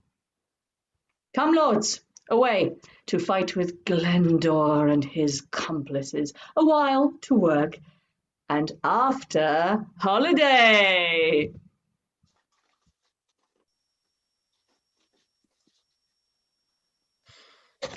Berkeley Castle, call you this at hand? Yea, my lord. How brooks your grace the air after your late tossing on the breaking seas? Needs must I like it well. I weep for joy to stand upon my kingdom once again. Oh, dear earth, I do salute thee with my hand, though rebels wound thee with their horses' hoofs. As a long-parted mother with her child plays fondly with the tears and smiles in meeting, so weeping, smiling, greet I thee, my earth, and do thee favour with my royal hands. Feed not thy sovereign's foe, my gentle earth, nor with thy sweet, comfortless, ravenous scents, but let thy spiders that suck up thy venom and heavy-gated toads lie in their way, doing annoyance to their treacherous feet, which with usurping steps do trample thee. Yield stinging nettles to mine enemies, and when they from thy bosom pluck a flower, guard it, I prithee, with a lurking adder, whose double tongue may with a mortal touch throw death upon thy sovereign's enemies. Mock not my senseless conjurations, lords. This earth shall have a feeling, and these stones prove armed soldiers ere her native king shall falter under foul rebellious arms. Fear not, my lord. That power that made you king hath power to keep you king, in spite of all. He means, my lord, that we are too remiss, whilst Bolingbroke, through our security, grows strong and great in substance and in friends.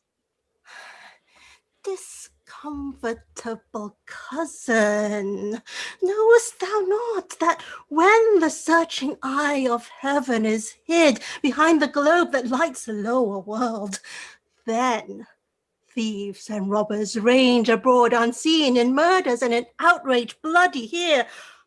But when from under this terrestrial ball he fires the proud tops of the eastern pines and darts as lightning through every guilty hole, then murders, treasons, and detested sins, the cloak of night being plucked from off their back, stand bare and naked, trembling at themselves. So when this thief, this traitor Bolingbroke, who all this while hath revelled in the night, shall see us rising in our throne the east, his treasons will sit blushing in his face, not able to endure the sight of day, but self-affrighted, tremble at his sin.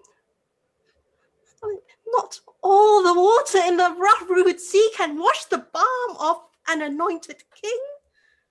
The breath of worldly men cannot depose the deputy elected by the Lord.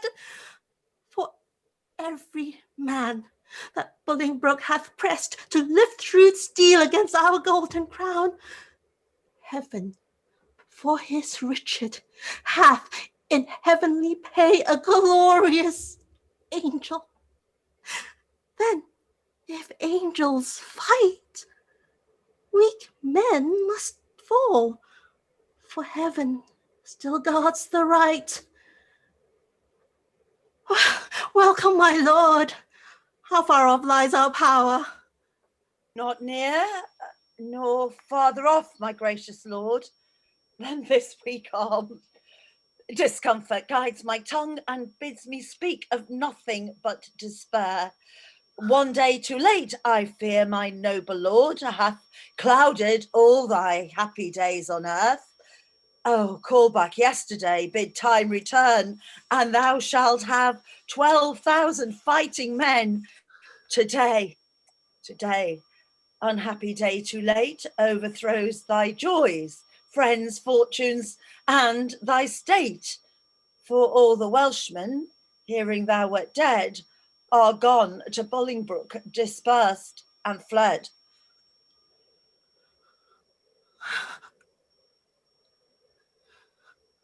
Comfort, my liege, why looks your grace so pale? But now the blood of 20,000 men did triumph in my face, and they are fled, until so much blood thither come again. Have I not reason to look pale and dead? All souls that will be safe fly from my side, for time hath set a blot upon my pride. Comfort, my liege. Remember who you are. I had forgot myself. Am I not king? Awake, thou sluggard majesty, thou sleeps. Is not the king's name worth 40,000 names? My name, a puny subject strikes at thy great glory. Look not to the ground, ye favourites of a king. Are we not high? High be our thoughts.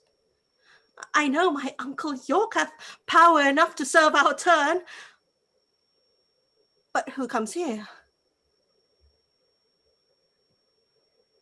More health and happiness betide my liege than can my care-tuned tongue deliver him.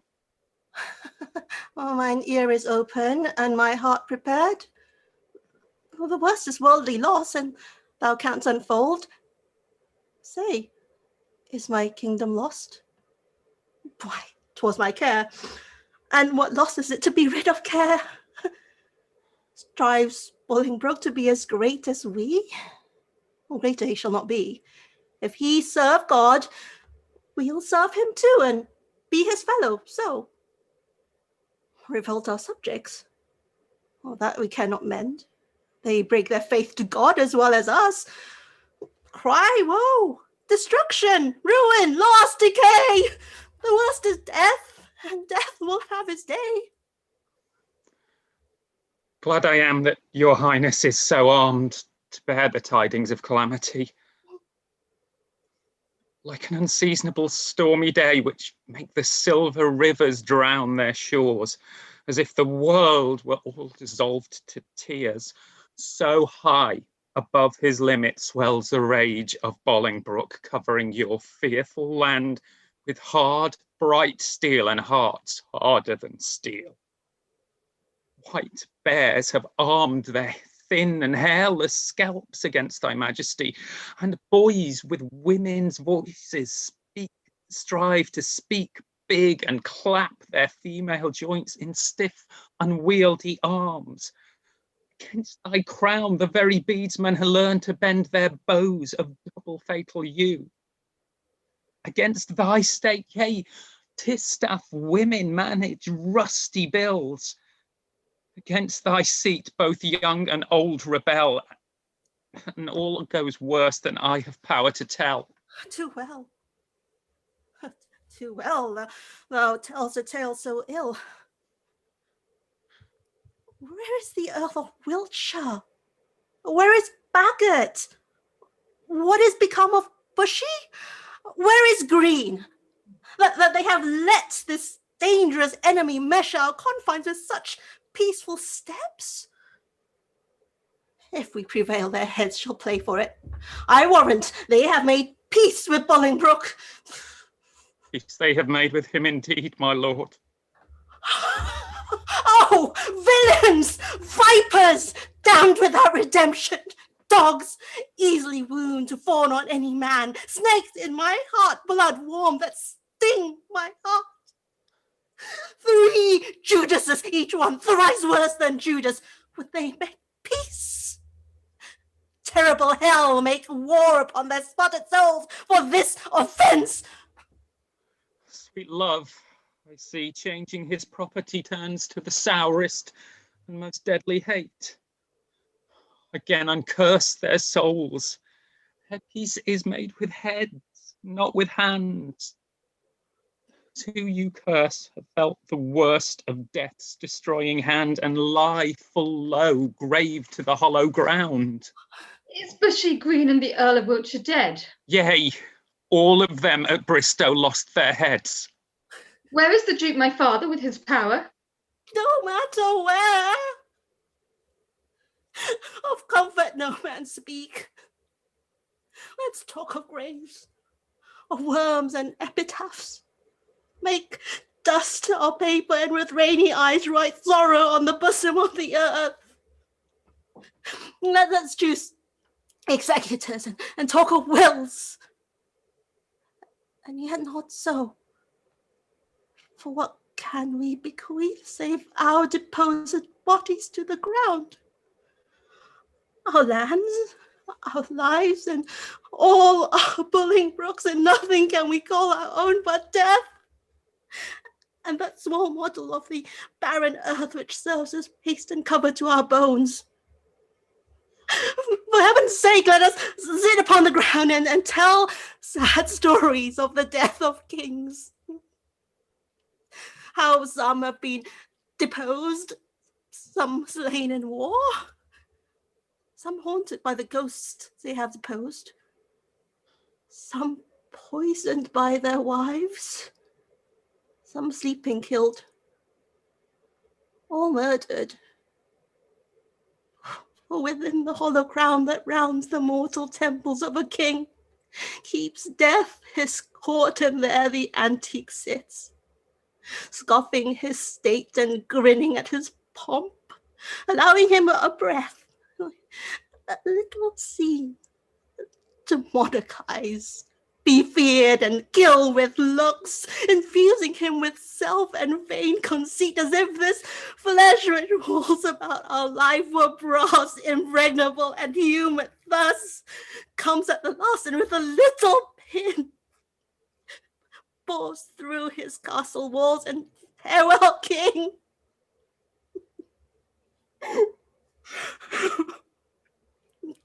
Cover up your heads and mark not flesh and blood with solemn reverence.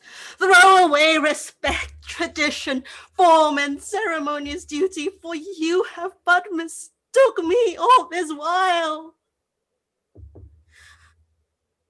I live with bread, like you. Feel want, taste grief, need friends. Subjected thus, how can you say to me I am a king? My lord, wise men know well their present woes, but presently prevent their ways to wail. To fear the foe, since fear oppresseth strength, gives in your weakness strength unto your foe. Fear and be slain, no worse can come to sight, and fight and die is death destroying death, while fearing, dying pays death's servile breath. My father hath a power, inquire of him, and learn to make a body of a limb. Thou chidest me well. Proud Bolingbroke, I come to change blows with thee for our day of doom. This ague fit of fear is overblown, and easy task it is to win our own. Say, Scroop, where lies our uncle with his power? Speak sweetly, man, although your looks be sour. Men judge by the complexion of the sky, the state and inclination of the day. So may you by my dull and heavy eye. My tongue hath but a heavier tale to say. I play the torturer by small and small to lengthen out the worst that must be spoken.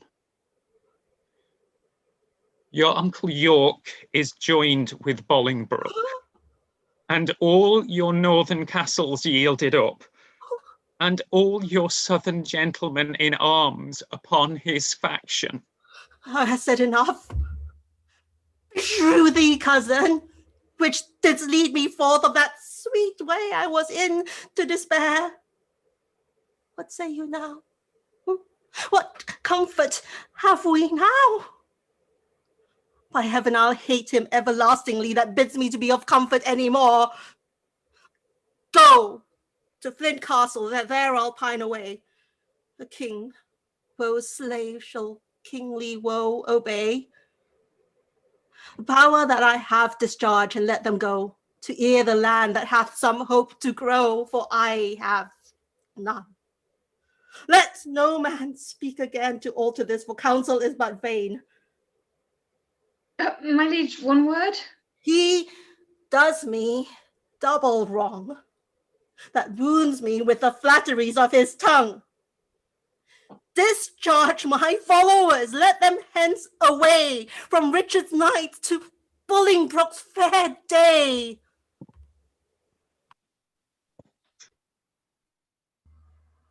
So that by this intelligence, we learn the Welshmen are dispersed, and Salisbury is gone to meet the king, who lately landed with some few private friends upon this coast.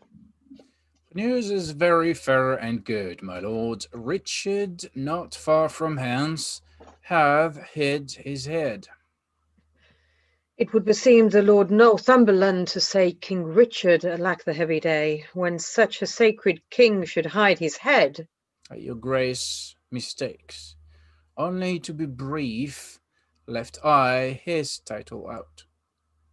The time hath been, would you have been so brief with him, he would have been so brief with you to shorten you, for taking so the head, your whole head's length. Mistake not, uncle, farther than you should. Take not, good cousin, farther than you should, lest you mistake the heavens are o'er your head. I know it, uncle, and oppose not myself against their will. But who comes here?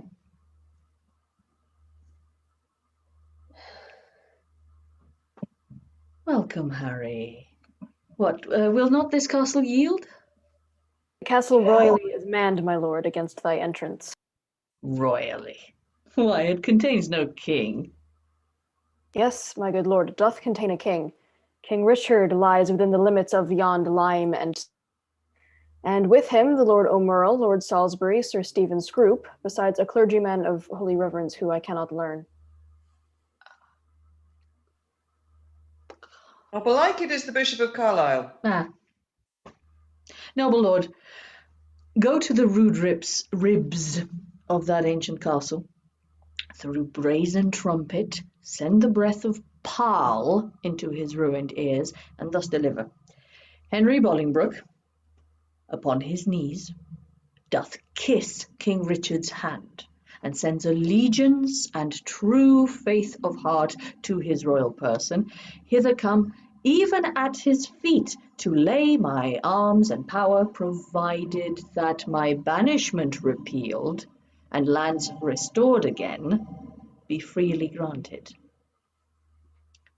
If not, I'll use the advantage of my power and lay the summer's dust with showers of blood rained from the wounds of slaughtered Englishmen, though which, how far off from the mind of Bolingbroke it is, such crimson tempest should bedrench the fresh green lap of fair King Richard's land. My stooping duty tenderly shall show. Go signify as much. Whilst here we march upon the grassy carpet of the plain, that from the castle's tattered battlements our fair appointments might be well perused. Methinks King Richard and myself should meet with no less terror than the elements of fire and water, when their thundering smoke at meeting tears the cloudy cheeks of heaven. Be he the fire, I'll be the yielding water.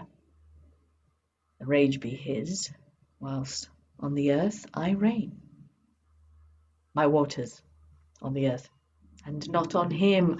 March on, and mark King Richard how he looks.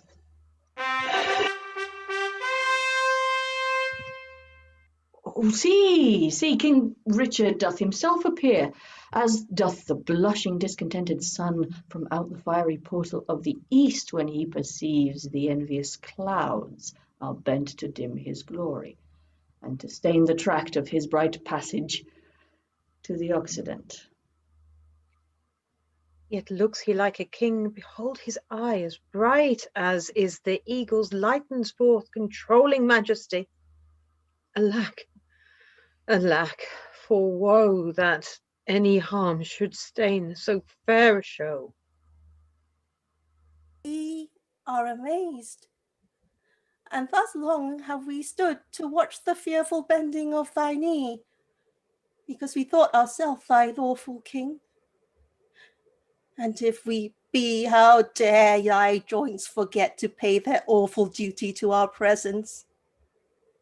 If we be not, show us the hand of God that hath dismissed us from our stewardship.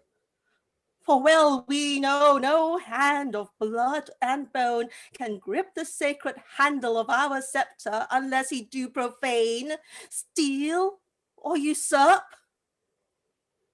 And though you think that all, as you have done, have torn their souls by turning them from us, and we are barren and bereft of friends, yet no, my master, God omnipotent, is mustering in his clouds on our behalf armies of pestilence, and they shall strike your children, yet unborn and unbegot, that lift your vassal hands against my head, and threat the glory of my precious crown.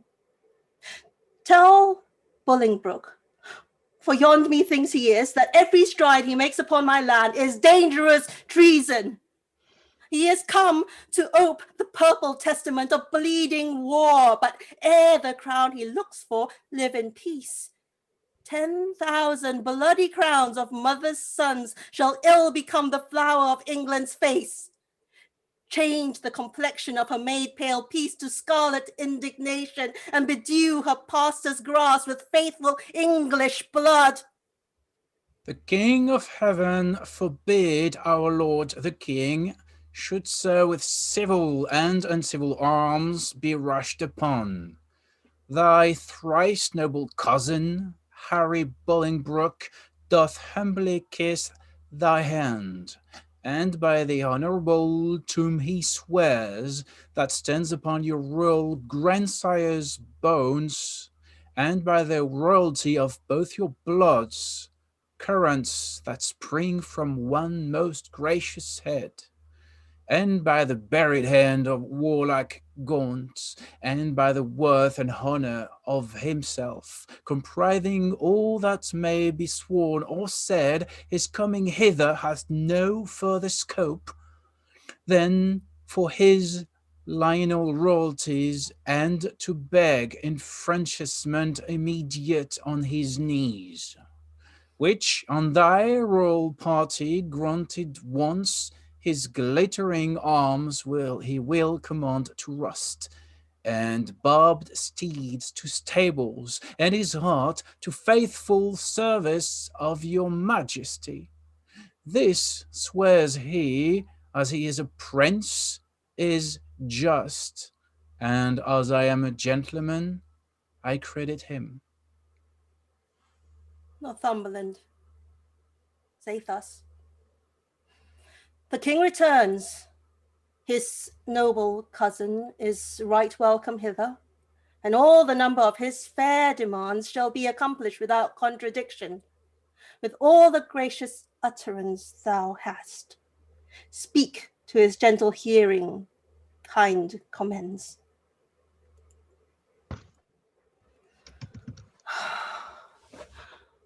We do debase ourselves, cousin, do we not? To look so poorly and to speak so fair. Shall we call back Northumberland and send defiance to the traitor, and so die? No, good my lord, let's fight with gentle words, till time lend friends, and friends their helpful swords. Oh God, that ere this tongue of mine that laid the sentence of dread banishment on yon proud man should take it off again with words of sooth. Oh, that I were as great as is my grief, or lesser than my name, or that I could forget what I have been, or not remember what I must be now. Swell'st thou, proud heart? I'll give thee scope to beat, since foes have skill hope to beat both thee and me. Northumberland comes back from Bolingbroke. What must the king do now? Must he submit? The king will do it. Must he be deposed? The king shall be contented.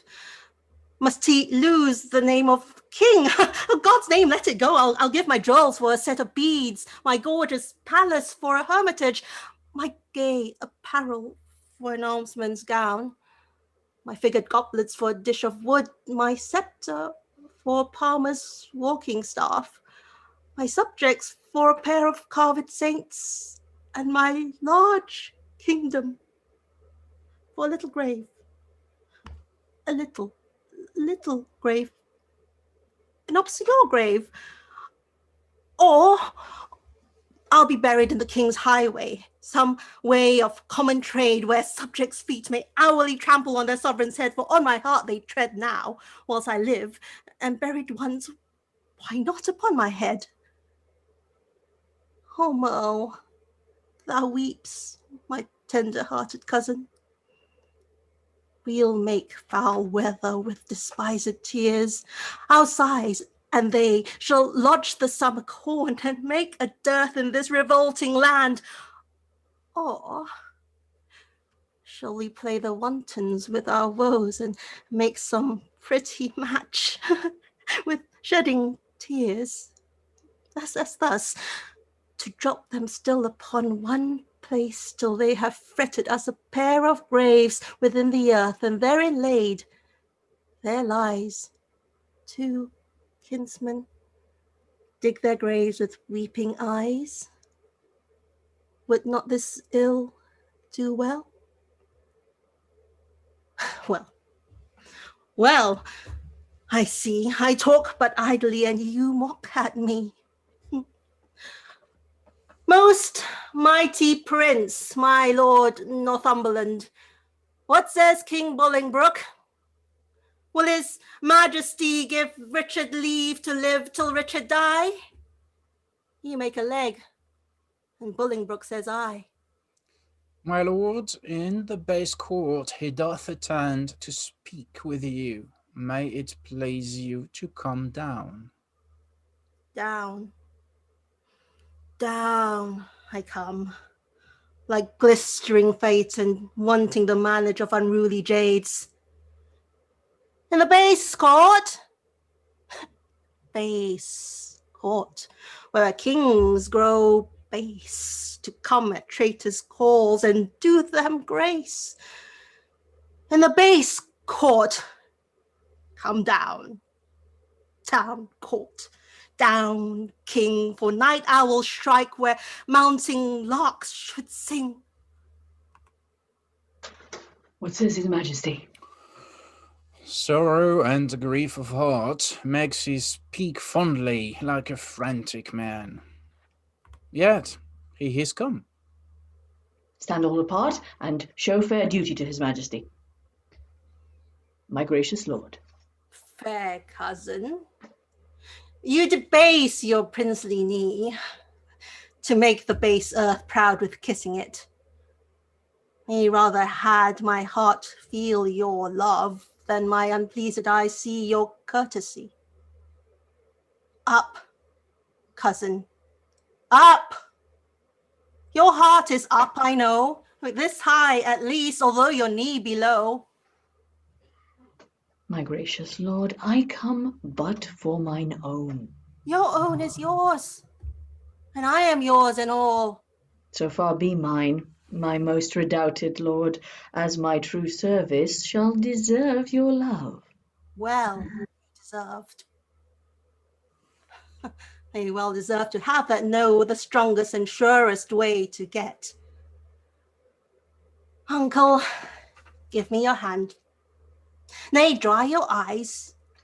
Tears show their love, but want their remedies. Cousin, I am too young to be your father, though you are old enough to be my heir. What you will have I'll give, and willing to, for do we must what force will have us do. Set on towards London? Cousin, is it so? Yea, my good lord. Then I must not say no.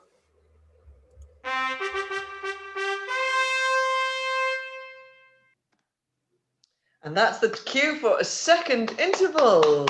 So off they go to the next bit of story. We are not done. The story of Richard has yet some way to go. We are approaching 2/3 of the way through. So who would have thought there was more story to tell? But there is more to tell, poor old Richard. So 5 minutes break for everybody else. The cast can rest. And you can go and make a cup of tea or do whatever it is that you need. And I will be here chatting for 5 minutes until we can start again and pick up the last part of the story of poor Richard. Ah, poor Richard. So the scene that we've just seen is, or was extremely controversial in its own time because it involves the deposing of a king. Something that the Tudors were very, very wary of. They didn't like the idea of people thinking it was okay to depose kings. So this play in its own time was very, very controversial, although it seems not so to us. And it was, for some time, it was performed without the scene that we have just observed. You can't say we've just seen. I know, I just said it anyway. And it's an interesting sort of thing to think that these plays in their time were extremely politically sensitive. Yes, we had a discussion in the company before we started about, well, is it history? Is it a story? Is it propaganda? It's like, well, yes, it's all of those. Shakespeare wrote the plays as entertainments, first and foremost. He also wrote them with half an eye to keeping his head on, because he was a sensible guy who wanted to keep living and keep writing. He didn't want to annoy the sovereign so much that he forfeited in their eyes the right to live. So one of the other sort of few things that I know about, or the sort of that history has linked up to this play, as I suppose in more than to Richard himself, is that during Elizabeth's time there were various sort of discontented nobles, and one or two attempts at rebellion, none of them successful. It says a lot about her, I don't know, determination and her strength as a leader. And Richard II, Shakespeare's play, is linked with the Essex Rebellion of, checks the date, 1601. I'm good at Shakespeare, I'm rubbish at history. And it's one of the things that is quoted to sort of prove the fact that Shakespeare's plays, or plays in Shakespeare's time, went on with little or no group rehearsal, because it involves a performance of the play. Because we have Robert Devereux, 2nd Earl of Essex, was agitating in 1601 against the Queen and the faction of her court led by Sir Robert Cecil. And he sort of, so we have Essex, who was also compact with the Earl of Southampton, both of them in their time patrons of Shakespeare's writing. And they were together sort of raising this idea of a potential seizing of the house of, the government house, I'm going to get this wrong now, of the Tower and the City, in order to sort of remove Cecil from power and Elizabeth from power, ultimately. And what actually happened, I'm just going to get the dates right because I'm just going to get this wrong otherwise, is that there was a meeting on the 7th of February, which of Essex and some of the other sort of rebels, as it were, and that aroused the suspicions of the Privy Council. So they approached, on 7th of February, they approached the Lord Chamberlain's men, which at that point was Shakespeare's company, to stage Richard II, including the deposition scene, which made the players very nervous. Because, I mean, yes, you can say what you like on stage, but you also can't. And players, as with all sort of members of any industry, are very aware of, well, not just keeping their heads on their shoulders, but keeping their playhouse open, keeping their company together, and not provoking those in power to in any way disband them, be it physically or within their company. But they were paid 40 shillings, the equivalent of pushing 500 quid in today's money, to perform the play, which convinced them to do it. So the play was staged, and the next day, the attempted rebellion of Essex took place. It failed. Cecil stayed in place, and so did Elizabeth. And there was a great deal of people were taken to the Tower. There were trials. There were fines. In the end, the ringleaders were beheaded. And there is a report that Shakespeare and significant members of the Lord Chamberlain's men were interviewed as part of this, basically to check out whether, how deeply involved they were in the complot to oust Elizabeth. Well, either they absolutely weren't, and they were sincerely paid simply to put on a play, or they had some much faster talkers than even Shakespeare's sort of silver tongue would credit us with, because basically they got away with it. They stayed themselves sort of complete, and the company stayed together, which is a relief to all of us, and I'm sure to them. But it just shows you, again, things that you had to be very careful with in Shakespeare's own time. What did you write? What did you say? Even more ticklish than in the times today. Careful what you say and what a rebellion you may or may not incite as a result. But hey ho, the play goes on, the story goes on. Richard has now been deposed. He is basically a prisoner of Bolingbroke. This has been a bloodless coup, and yet the news is still but spreading through the kingdom. It is not yet widely known. What reactions could there be? Let's see how things go on. So, company, are you ready to continue with this story? Everybody out there. I will need the queen and her lady and the gardener and the gardener's servant. Are you ready to continue the tale? Yeah. Yeah. Excellent, lovely. Okay, everybody, so here we go for the last leg of Richard's journey. Let's see what happens next and how the tale concludes. See you all at the end. Have fun.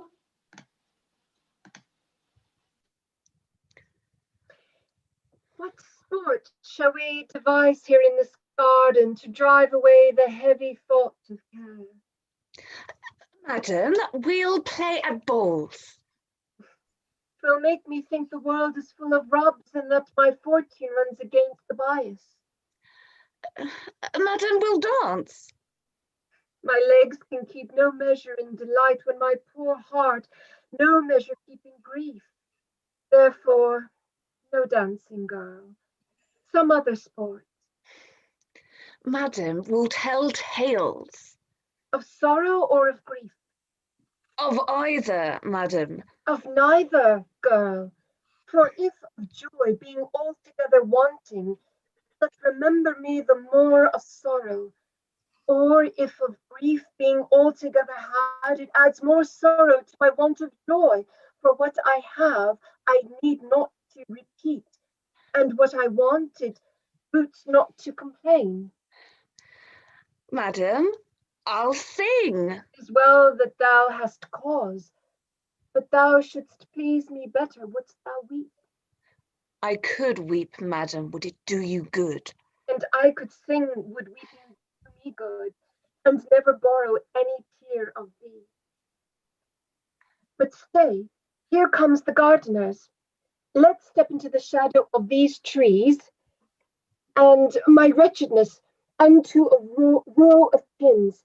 They'll talk of fate, for everyone doth so against a king. Woe is foreign with woe.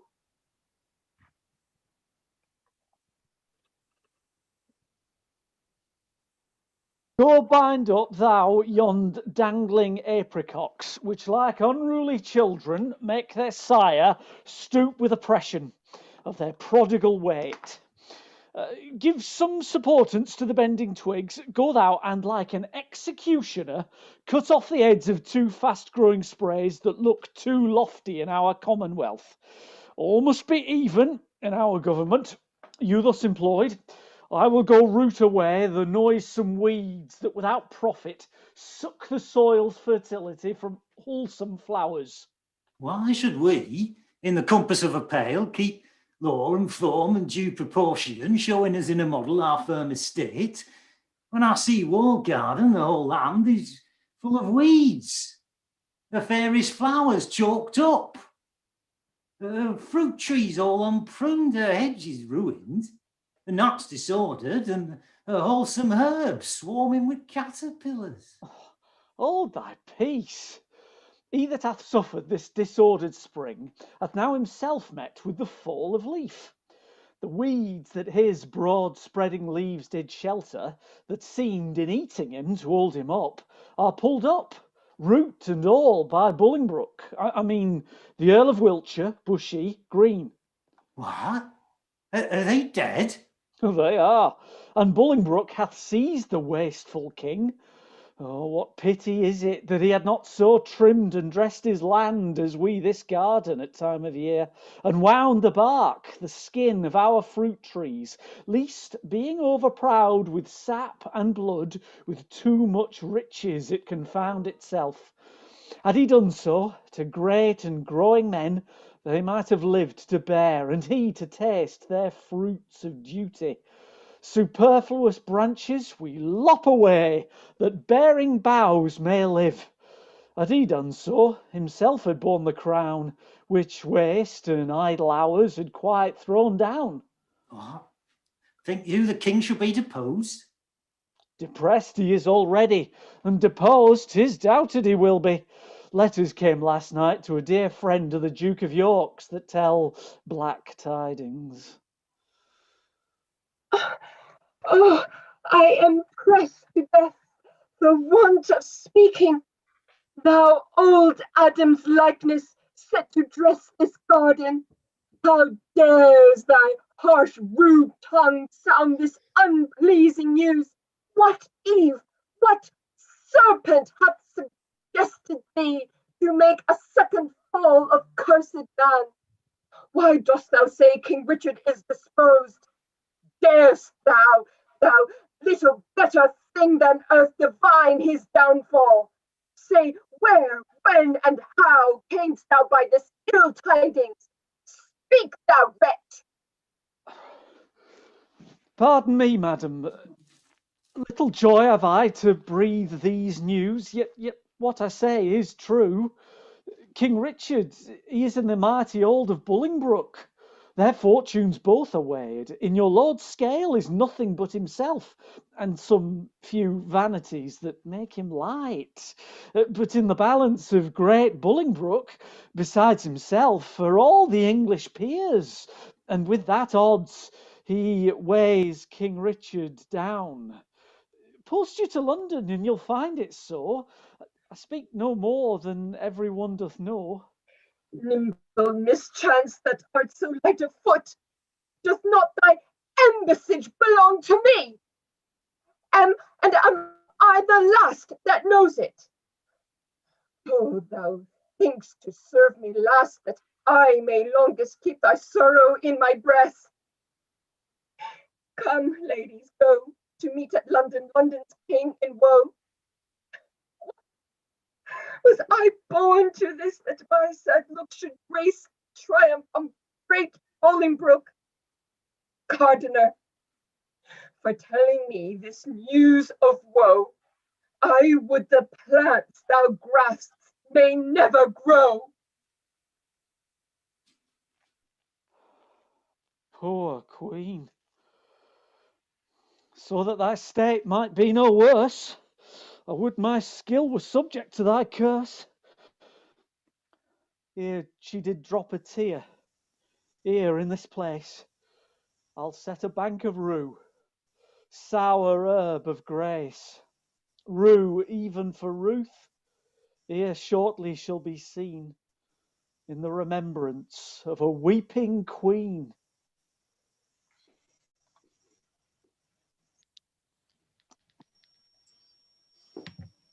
Call forth, Bagot. Now, Bagot, freely speak thy mind what thou dost know of noble Gloucester's death, who wrought it with the king, and who performed the bloody office of his timeless end. Then set before my face the Lord Aumerle. Cousin, stand forth and look upon that man. My Lord Aumerle, I know your daring tongue scorns to unsay what it has once delivered. In that dead time when Gloucester's death was plotted, I heard you say, "Is not my arm at length that reaches from the wrestle English court as far as Calais to my uncle's head?" Amongst much other talk that very time, I heard you say that you had rather refuse the offer of 100,000 crowns than Bolingbroke's return to England, adding, withal, how blessed this land would be in this your cousin's death. Princes and noble lords, what answer shall I make to this base man? Shall I so much dishonour my fair stars on equal terms to give chastisement? For either I must, or have mine honour soiled with the attainder of his slanderous lips.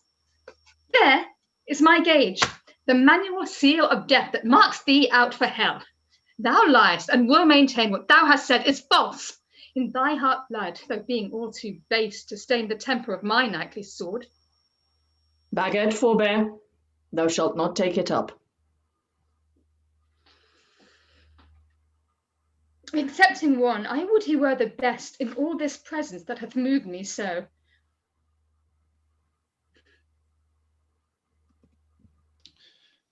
If thy valour stand on sympathies, there is my gage, Aumerle, engaged to thine.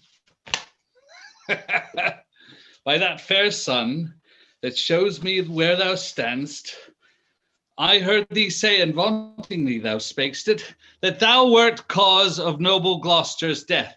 If thou deniest it, 20 times thou liest, and I will turn thy falsehood to thy heart, where it was forged with my rapier's point. Thou darest not, coward, live to see the day. Now by my soul, I would it were this hour. Fitzwater, thou art damned to hell for this.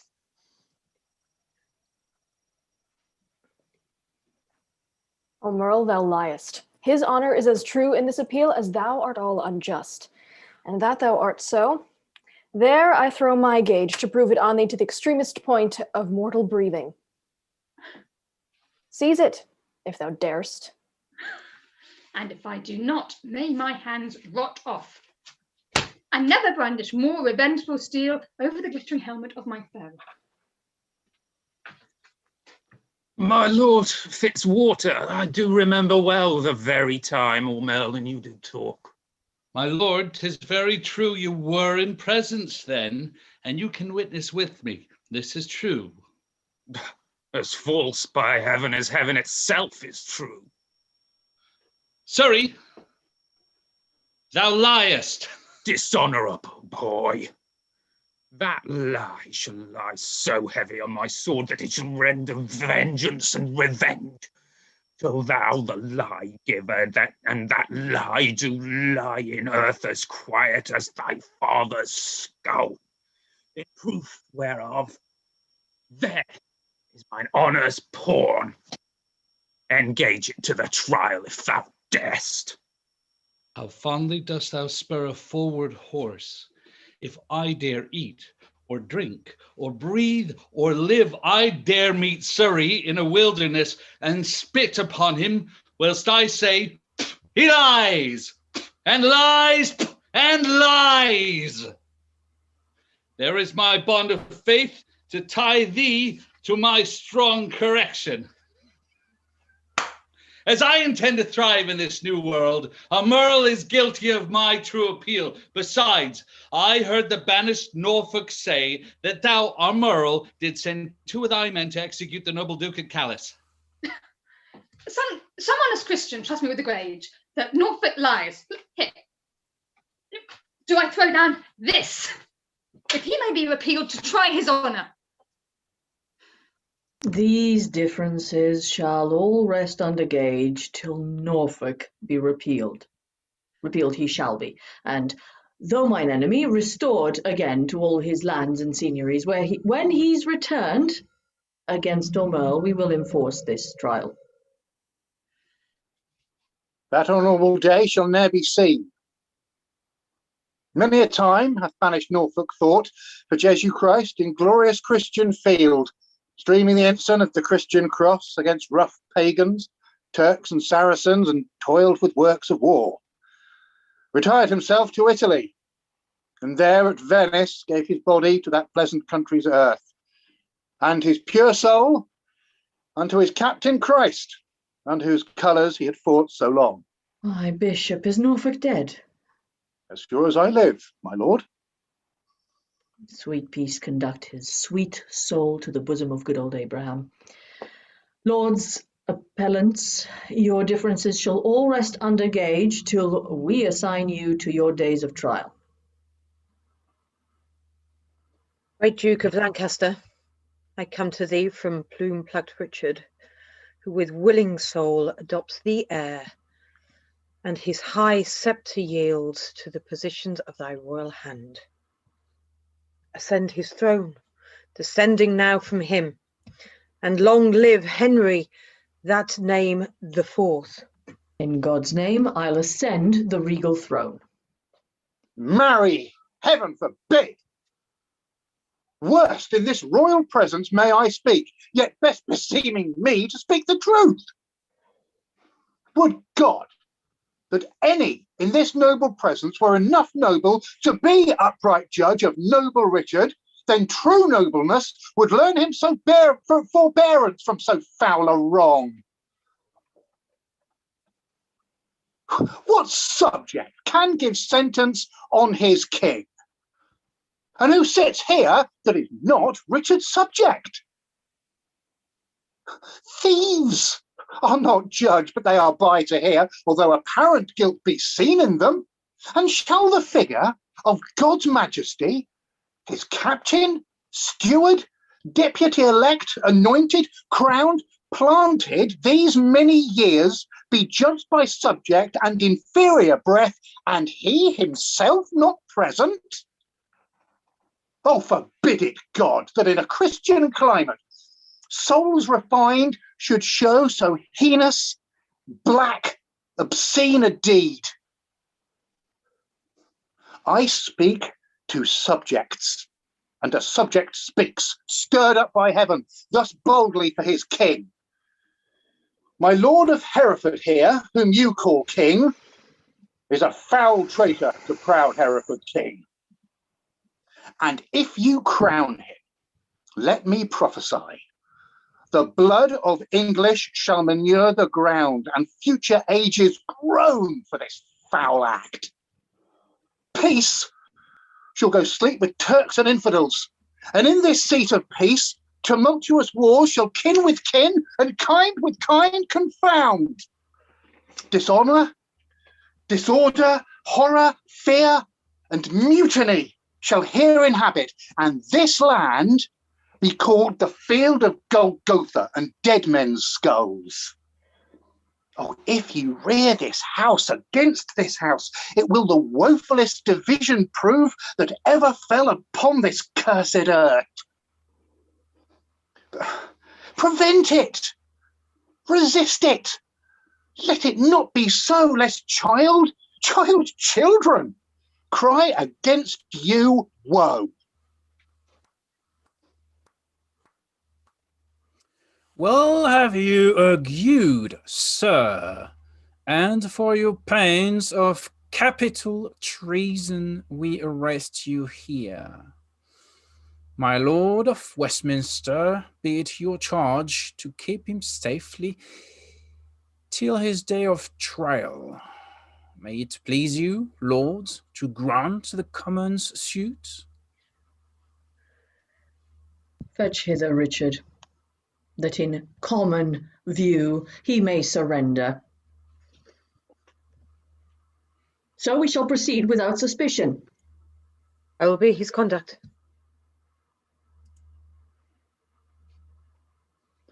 Lords, you that here are under our arrest, procure your sureties for your days of answer. Little are we beholding to your love, and little looked for at your helping hands. Alack, why am I sent for to a king before I have shook off the regal thoughts wherewith I reigned? I hardly yet have learned to insinuate, flatter, bow and bend my knee. Give sorrow leave a while to tutor me to this submission. Yet I well remember the favours of these men. Were they not mine?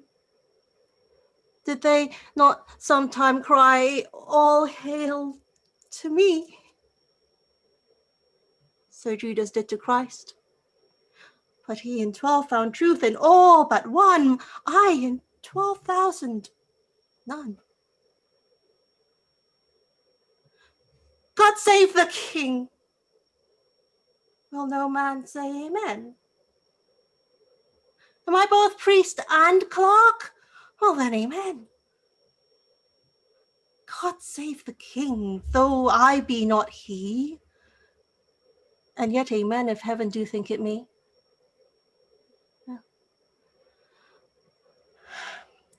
To do what service am I called for hither? To do the office of thine own goodwill, which tried majesty did not make thee offer, the registration of thy state and crown to Henry Bolingbroke. Give me the crown. Here, cousin. Here, cousin. Seize Here's the crown. the crown. Here, cousin. On this side, my hand. On that side, thine. Now is this golden crown like a deep well that owes 2 buckets filling one another. The emptier ever dancing in the air, the other down, unseen, and full of water. That bucket down and full of tears am I, drinking my griefs whilst you mount on high. I thought you had been willing to resign. My crown I am, still my griefs are mine. You may my glories and my state depose, but not my griefs. Still am I king of those. Part of your cares you give me with your crown. Your cares set up, do not pluck my cares down. My care is loss of care, by old care done. Your care is gain of care, by new care won. The cares I give, I have, though given away. They tend the crown, yet still with me they stay. Are you contented to resign the crown?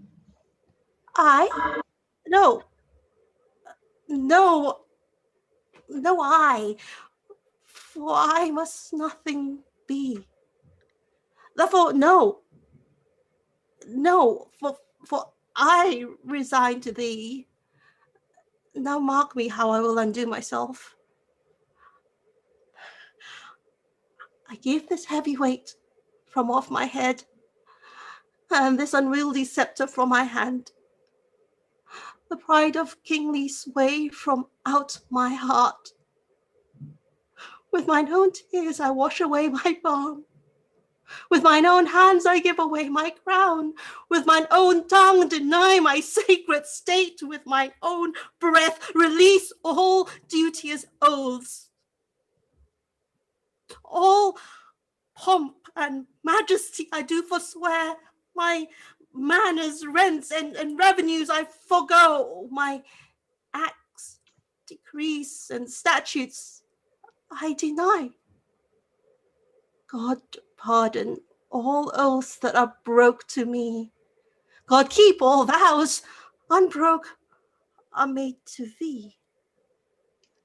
Make me that nothing have with nothing grieved, and thou with all pleased that hast all achieved. Long mayst thou live in Richard's seat to sit, and soon lie Richard in an earthy pit. God save King Henry, unkinged Richard says, and send him many years of sunshine days. What more remains? No more, but that you read these accusations and these grievous crimes committed by your person and your followers against the state and profit of this land, that by confessing them, the souls of men may deem that you are worthily deposed. Must I do so? And must I ravel out my weaved up follies? Gentle Northumberland, if thy offences were upon record, would it not shame thee in so fair a troop to read a lecture of them, if thou wouldst? there shouldst thou find one heinous article containing the deposing of a king and cracking the strong warrant of an oath marked with a blot, damned in the book of heaven. Nay, all of you that stand and look upon me with whilst that my wretchedness doth bait myself, though some of you with Pilate wash your hands, showing an outward pity. Yet you, Pilates, have here delivered me to my sour cross, and water cannot wash away your sin. My lord, dispatch. Read these articles. Mine eyes are full of tears, I cannot see. Yet salt water blinds them not so much, but they can see a sort of traitors here. Nay, if I turn mine eyes upon myself, I find myself a traitor with the rest.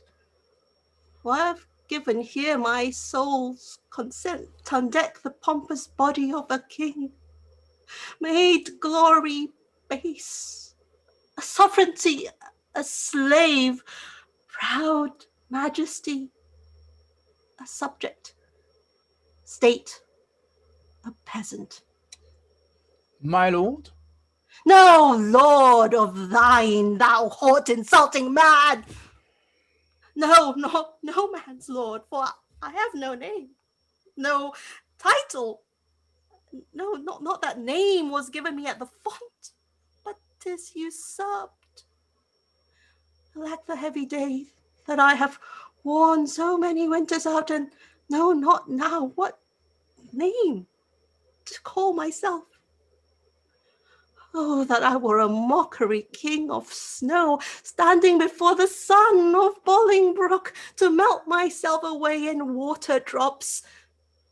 Good king, great king, and yet not greatly good.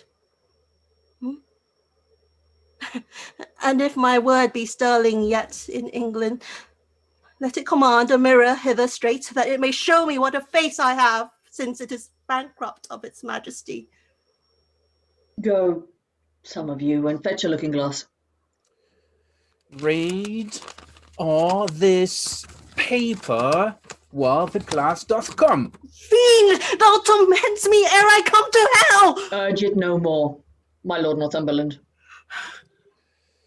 The commons will not then be satisfied. They shall be satisfied. I'll read enough when I to see the very book indeed where all my sins are written, that's myself. Give me that glass, and therein will I read.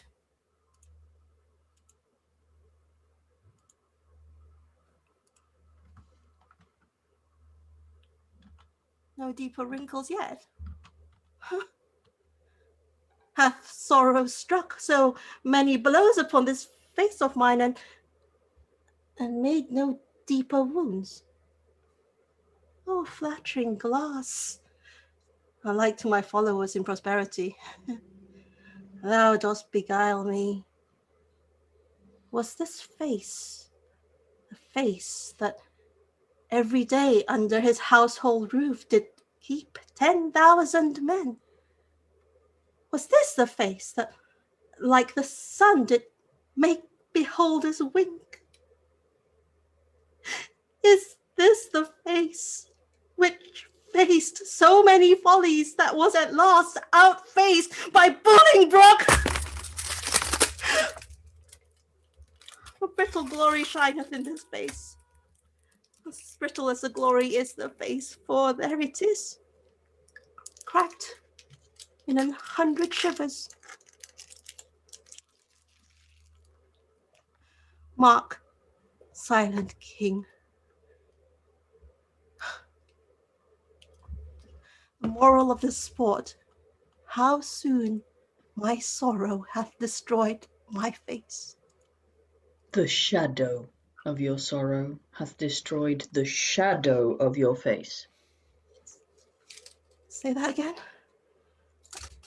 the shadow of my sorrow. Let's see. It is very true. My grief lies all within, and these external manner of laments are merely shadows to the unseen grief that swells with silence in the tortured soul. There lies the substance, and I thank thee, King, for thy great bounty that not only gives me cause to wail, but teaches me the way how to lament the cause. I'll beg one boon, and then be gone, and trouble you no more. Shall I obtain it? Name it, fair cousin. Fair cousin. I'm greater than a king. For when I was king, my flatterers were then but subjects, and being now a subject, I have a king here to my flatterer. Being so great, I have no need to beg. Yet ask. And shall I have? You shall. Then give me leave to go. Whither? Whither you will, so I will from your sights. Go, some of you, convey him to the tower. Oh, good. Conveyors are you all, that rise thus nimbly by a true king's fall. On Wednesday next, we solemnly set down our coronation. Lords, prepare yourselves. A woeful pageant have we here beheld. The woes to come, the children yet unborn, shall feel this day as sharp to them as thorn. You holy clergyman, is there no plot to rid the realm of this pernicious blot? Before I freely speak my mind herein, you shall not only take the sacrament to bury mine intents, but also to effect whatever I shall happen to devise. I see your brows are full of discontent, your heart of sorrow, and your eye of tears. Come home with me to supper. I'll lay a plot, shall show us all a merry day.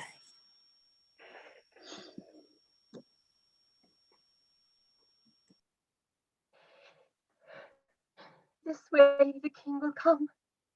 This is the way to Julius Caesar's ill-erected tower, to whose flint bosom my condemned lord is doomed a prisoner by proud Bolingbroke. Here let us rest, if this rebellious earth have any resting for her true king's queen. So, but see, or rather, do not see, my fair rose wither. Look up. Behold that you in pity may dissolve to dew, and wash him fresh again with true love tears.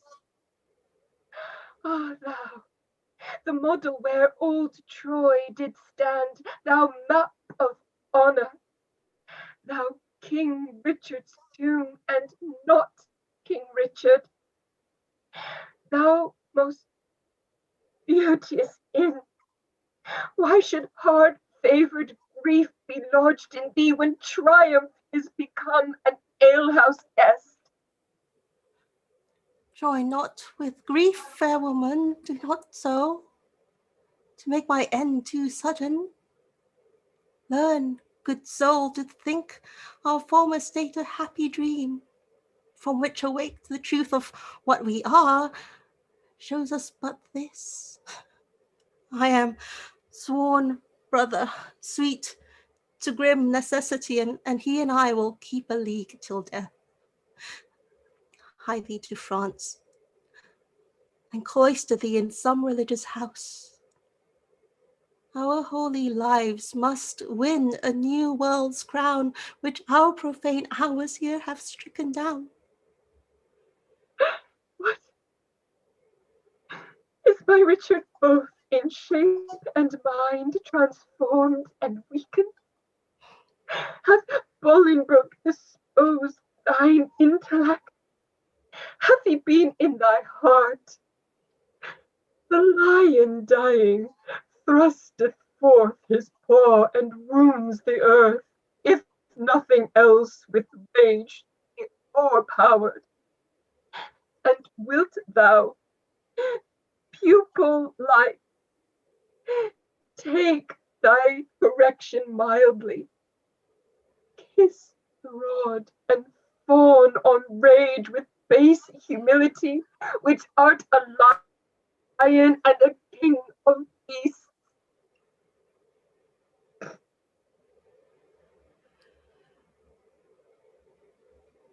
A king of beasts, indeed. If aught but beasts, I had been still a happy king of men. Good sometime, queen, prepare thee hence for France. That think I am dead, and that even here thou takest from my deathbed my last living leave. In winter's tedious nights, sit by the fire with good old folks, and let them tell thee tales of woeful ages long ago betide. And ere thou bid good night, to quit their grief, tell thou the lamentable fall of me, and send the hearers weeping to their beds. For why? The senseless brands will sympathize at the heavy accent of thy moving tongue, and in compassion weep the fire out. And some will mourn in ashes, some coal black, for the deposing of a rightful king. My lord, the mine of Bolingbroke is changed. You must to Pomfret, not into the tower. And, madame, there is order taken for you. With all swift speed you must away to France. Northumberland, thou ladder, wherewithal the mounting Bolingbroke ascends my throne. The time shall not be many hours of age, more than it is ere foul sin, gathering head, shall break into corruption. Thou shalt think, though he divide the realm and give thee half, it is too little, helping him to all. He shall think that thou, which know'st the way to plant unrightful kings, will know again, being there so little urged another way, to pluck him headlong from the usurped throne. The love of wicked friends converts to fear, that fear to hate, and hate turns one or both to worthy danger and deserved death.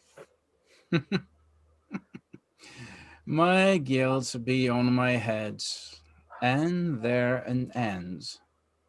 Take leave, and part, for you must part forthwith. Doubly divorced.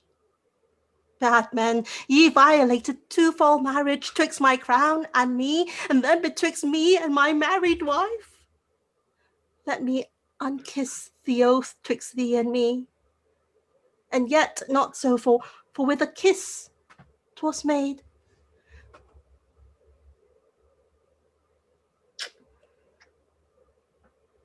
Part us, Northumberland. I towards the north, where shivering cold and sickness pines the clime. My queen to France, from whence set forth in pomp she came adorned, hither like sweet May, sent back like Holomus or shorts of day. And must we be divided? Must we part? Aye, hand from hand, my love, and heart from heart. Banish us both, and send the king with me. That were some love, but little policy. Then whither he goes, thither let me go.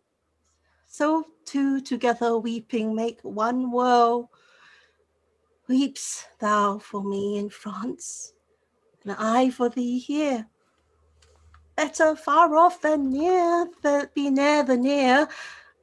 Go, count thy ways with sighs, I mine with groans. So longest ways shall have their longest moans. Twice for one step I'll groan, the way being short, and peace the way out with a heavy heart. Come, come. In wooing sorrow let us be brief, since wedding it there is such length in grief. One kiss shall stop our mouths and dumbly part. Thus give I mine, and thus I take thy heart. Give me mine own again. 'Twere no good part to take on me to keep, and kill thy heart. We make woe wanton with this fond delay. Once more adieu. The rest let sorrow say.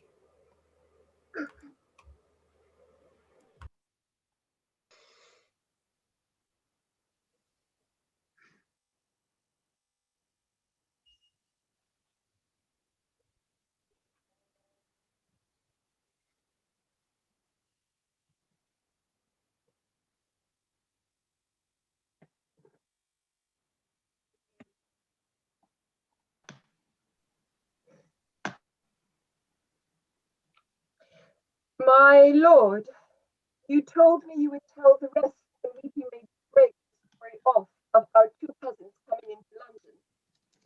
Where did I leave? At that sad stop, my lord, where rudeness governed hand from windows tops through dust rubbish on King Richard's head. Then, as I said, the Duke, great Bolingbroke, mounted upon that hot and fiery steed, which his aspiring rider seemed to know, with slow but stately pace kept on his course, while all tongues cried, God save thee, Bolingbroke! You would have thought that the very windows spake, so many greedy looks of young and old, though casements darted their desiring eyes upon his visage, and that all the walls with painted imagery had said at once, as you preserve thee, welcome, Bolingbroke, whilst he, from one side to the other, turning, bareheaded, lower than his proud steed's neck, bespake them thus, I thank you, countrymen. And thus, still doing, thus he passed along. Alas, poor Richard, where rides he the while? As in a theatre, the eyes of men after a well-graced actor leaves the stage are idly bent on him who enters next, thinking his prattle to be tedious. Even so, or with much more contempt, men's eyes did scowl on Richard. No man cried, God save him. No joyful tongue gave him the welcome home, but dust was thrown upon his sacred head, which with such gentle sorrow he shook off, his face still combating with tears and smiles the badges of his grief and patience, that he had not God for some strong purpose steeled the hearts of men who that perforce have melted, and barbarism itself have pitied him. But heaven hath a hand in these events, to whose high will we bound our claim contents. To Bolingbroke we are sworn subjects now, whose state and honour I allow. Here comes my son, Aumerle. Aumerle that was, but that is for lost for being Richard's friend. And, madam, you must call him Rutland now. I am in Parliament pledged for his truth. And lastly, faithfully to the new-made king. Welcome, my son. Who are the violets now that strew the green lap of the new-come spring? Madam, I know not, nor I greatly care not. God knows I had as lief be none as one. Well, fare you well in this new spring of time, lest you be cropped before you come to prime. What news from Oxford? Hold those just and triumphs? For aught I know, my lord, they do. You will be there, I know. If God prevent not, I purpose so. What seal is that hangs with their bosom? My He looks lord, so pale. Let me see their writing. My lord, 'tis nothing. No matter then who sees it. I will be satisfied. I will see the writing. I do beseech your grace to pardon me. It is a matter of small consequence, which for some reasons I would not have seen. Which, for some reason, sir, I mean to see. I fear. What should you fear? 'Tis nothing but some bonds that he has entered into for their peril against triumph. Bound to himself? What doth he with a bond that he is bound to? Wife, thou art a fool. Boy, let me see the writing. I do beseech you pardon me, I may not show it. I will be satisfied. Let me see it. Oh. What? Treason. Foul treason. Villainy, traitor, slave. What's the matter, my lord? Oh, who's within that? Saddle my horse. Heaven for mercy, what treachery is here? Why? What is it, my lord? Give me my boots, I say. Saddle my horse. Now to my honour, my life, my troth, I will impeach the villain. What is the matter? Peace, foolish woman. I will not peace. What is the matter, son? Good mother, be content. It is no more than my poor life must answer. Thy life answer? Bring me my boots, I will to the king. Strike him, Aumerle. Poor boy, thou art amazed. Hence, villain, never more come in my sight. Give me my boots, I say. Why, York, what wilt thou do? Wilt thou not hide the trespass of thine own? Have we more sons, or are we like to have? Is not thy scheming base my fair son from mine aid, and rob me of a fucking mother's name? Is he not like thee? Is he not thine own? Thou fond, mad woman. Wilt thou counsel his dark conspiracy? A dozen of them have tained the sacrament and interchangeably set down their hands to kill the king at Oxford. He shall be none. We'll keep him here. Then what is left to him? Away, fond woman. Were he 20 times my son, I would impeach him. Hast thou groaned for him as I have done? Thou wouldst be more pitiful. But now I know thy mind. Thou dost suspect that I have been despoiled to thy bed, and that he is a bastard, not thy son. Sweet York, sweet husband, be not of that mind. He is as like thee as a man may be, not like to me or any of my kin, and yet I love him. Make way, unruly woman. Oh, after Aumerle, mount thee on his horse, spur post and get before him to the king. Take my pardon ere he use thee. I'll not be long behind. Though I be old, I doubt not ride as fast as York. Never will I rise up from the ground to Bolingbroke part of thee. Away, begone! Can no man tell of my unthrifty son.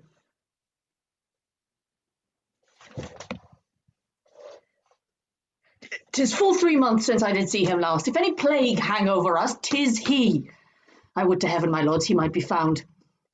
Inquire at London, amongst the taverns there, for there they say he daily doth frequent with unrestrained loose companions, even such they say as stand in narrow lanes and rob our watch and beat our passengers, which he, young wanton and effeminate boy, takes on the point of honour to support so dissolute a crew. My lord, some 2 days since I saw the prince, and told him of these triumphs held at Oxford. And what said the gallant? His answer was he would into the stews, and from the commonest creature pluck a glove and wear it as a favour, and with that he would unhorse the lustiest challenger. As dissolute as desperate. Yet through both I see some sparks of better hope, which elder days may happily bring forth. But who comes here? Where's the king? What means your cousin that he stares and looks so wildly? God save your grace, I do beseech your majesty to have some conference with your grace alone. Withdraw yourself and leave us here alone. What is the matter with our cousin now? Ever may my knees grow to the earth, my tongue cleave to my roof within my mouth, unless a pardon ere I rise or speak. Intended or committed was this fault? If on the first, how heinous ere it be, to win thy after-love, I pardon thee. Then give me leave that I may turn the key that no man enter till my tale be done. Have thy desire.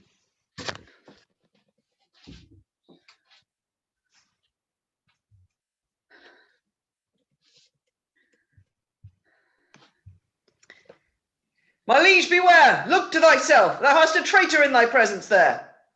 Villain, I'll make thee safe. Stay thy revengeful hand, thou hast no cause to fear. Open the door, secure, foolhardy king. Shall I for love speak treason to thy face? Open the door, or I will break it open.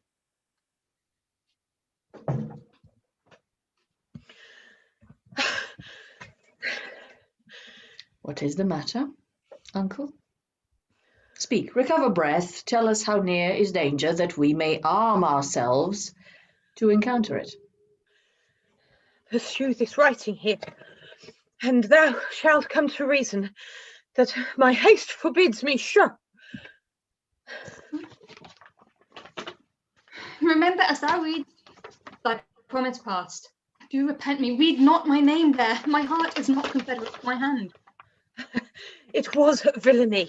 Ere thy hand did see it down, I tore it from the traitor's bosom, king. Fear and not love begets his patience. Forget to pity him, lest thy pity prove a serpent that will sting thee in the heart. Oh, heinous, strong, and bold conspiracy. Our loyal father of a treacherous son, thou sheer immaculate and silver fountain from whence this stream through muddy passages hath had his current, and defiled himself, thy overflow of good converts to bad, and thy abundant goodness shall excuse this deadly blot in your digressing son. So shall my virtue be his vice's board, and he shall spend mine honour with his shame as thriftless sons their scraping father's gold. Mine honour lives when his dishonour dies, or my shamed life is his dishonour lies. Thou kill'st me in his life, giving him breath. The traitor lives, the true man to death. What ho, my liege, for heaven's sake, let me in. What shrill-voiced suppliant makes this eager cry? The woman, my aunt, great king, his eye. Speak with me, pity me. Open the door! A beggar begged that never begged before. Our scene is altered from a serious thing and now changed to the beggar and the king. My dangerous cousin, let your mother in. I know she's come to pray for your foul sin. If thou do pardon whosoever pray, more sins for this forgiveness prosper may. This festered joint cut off, the rest sound. This let alone will all the rest profound. O king, believe not hard-hearted man. Love, loving not itself, none other can. Thou frantic woman, what dost thou make here? Shall thou old dugs once more traitor rear? Sweet York, be patient. Hear me, gentle liege. Rise up, good aunt. Not yet. I thee beseech, forever will I kneel upon my knees and never see day but the happy seas, till thou give joy, until thou bid me joy by pardoning Rutland, my transgressing boy. Unto my mother's prayers I bend my knee. Against them both my true joints bended be. Please, he in earnest. Look upon his face. His eyes drop no tears. His prayers are in jest. His words in his mouth forward from our breast. He prays, but faintly and would be denied. We pray with heart and soul and all beside. His weary joints gladly rise, I know. Our knees shall kneel to the good ground they grow. His prayers are full of false hypocrisy, ours of true zeal and deep integrity. Our prayers pray his, then let them have that mercy true prayers ought to have. Good aunt, stand up. Nay, do not say stand up, but pardon first and afterwards stand up. And if I were thy nurse, thy tongue to teach, pardon should be the first word of thy speech. I never longed to hear a word till now, say pardon, king. Let pity teach thee how. The word is short, but not so short. No word like pardon for kings' mouths so meet. Speak it in French, king. Say pardonnez-moi. Pardon, pardon to destroy. Ah, my sour husband, my hard-hearted lord. That's the word itself against word. Speak pardon as is current in our land. The dropping French don't understand. Thine eye begins to speak. Sit thy tongue there, or in heart plant thou thine ear, that hearing how our plaints and prayers pierce, pity may move thee. Pardon to rehearse. Good aunt, stand up. I do not suit to stand. Pardon is all the suit I have in hand. I pardon him, as heaven shall pardon me. Happy vantage of a kneeling knee.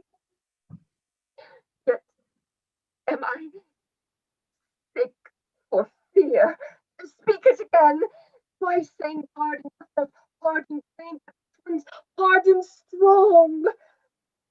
But I pardon him with all my heart. A God on earth thou art. But for our trusty brother-in-law, the Abbot, with all the rest of that consorted crew, destruction straight shall dog them at the heels.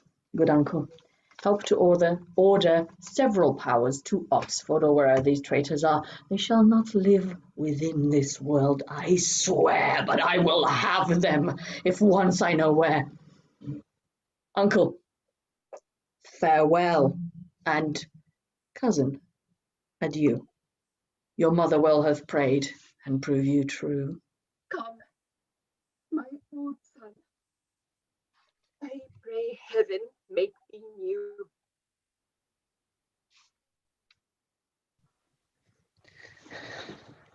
Didst thou not mark the king what words he spake? Have I no friend will rid me of this living fear? Was it not so? Those were his very words. Have I no friend?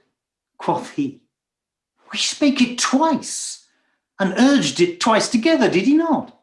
He did.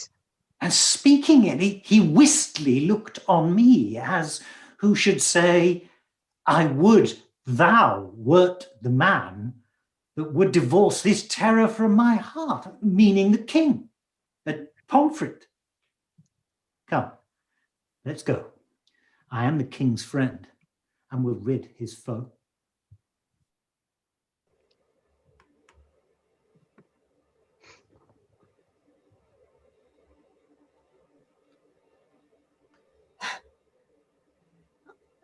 I have been studying how to compare this prison where I live unto the world, and for because the world is populous, and here is not a creature but myself.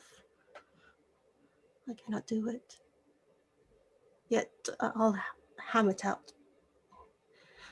My brain, I'll prove the female to my soul.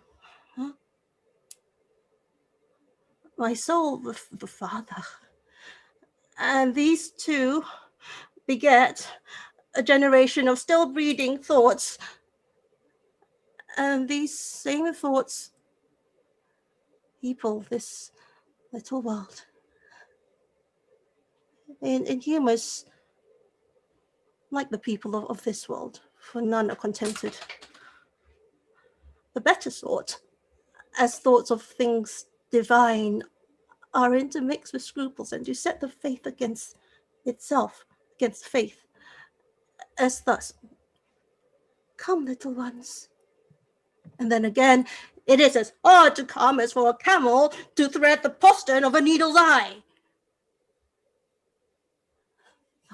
Thoughts tending to ambition, they do plot. Unlikely wonders how these vain, weak nails may tear a passage through the flinty ribs of this hard world, my ragged prison walls. And for they cannot die in their own pride. Thoughts tending to content flatter themselves that they are not the first, nor shall not be the last of fortune's slaves. Like silly beggars who sitting in the stocks refuge their shame that many have and others must sit there. And in this thought they find a kind of ease, bearing their own misfortune on the back of such as have before endured the like. Thus may I, in one prison, many people, and none contented. Sometimes I'm my king, but then treason makes me wish I was a beggar, and so I am. Then crushing penury persuades me I was better when a king, and am I kinged again, and by think that I am unkinged as by Bolingbroke, and straight am nothing. But whate'er I am, nor I, nor any man but that man is, with nothing shall be pleased till he be eased with being nothing. Music do I hear?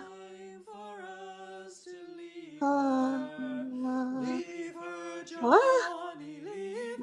Keep time. How sour sweet music is when time is broke and no proportion kept. No is it in the music of men's lives.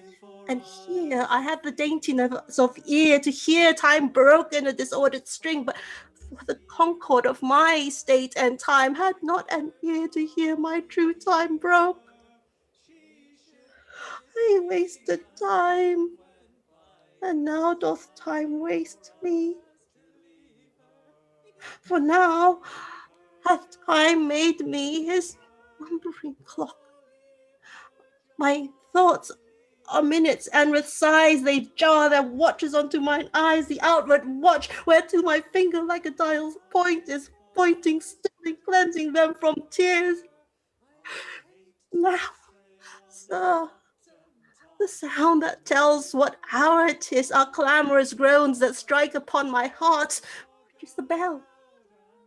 Though sighs and tears and groans show minutes, hours, and times, but my time runs posting on in Bolingbroke's proud joy, while I stand fooling here his jack of the clock. This music mads me! Let it sound no more! Though it hath helped madmen to their wits, in me it seems it will make wise man mad. Thank you. Yet blessing on his heart that gives it me, for it is a sign of love. And love to Richard, 'tis a strange brooch in this all-hating world. Hail, Royal Prince. Thanks, noble peer. The cheapest of us is 10 groats too dear. What art thou? And how comest thou hither, where no man ever comes but that sad dog that brings me food to make misfortune live? I was a poor groom of thy stable, King, while thou wert king, who, travelling towards York, with much ado, at length have gotten leave to look upon my sometimes royal master's face.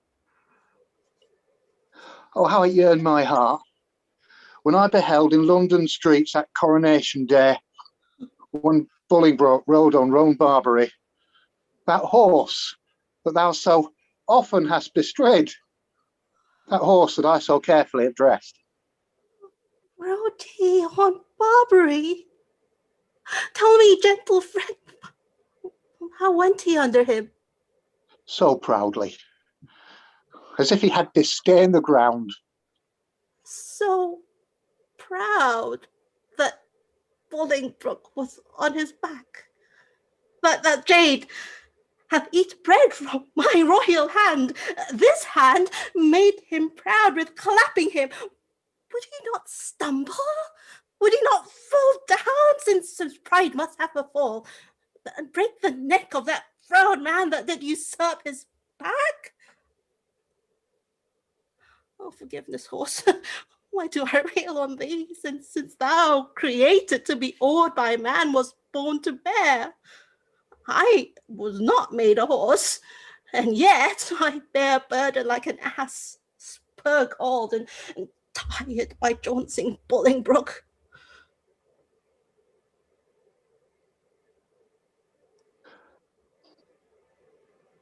Hello, give place. Here is no longer stay. If thou dost love me, 'tis time thou wert away.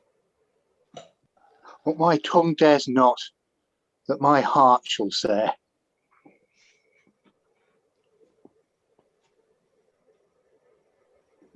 My lord, will it please you to fall to? Taste of it first, as thou wert wont to do.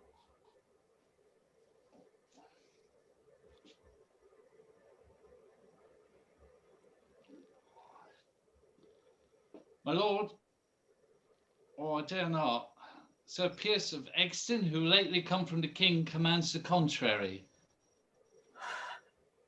The devil take Henry of Lancaster and thee. Patience is stale, and I am weary of it.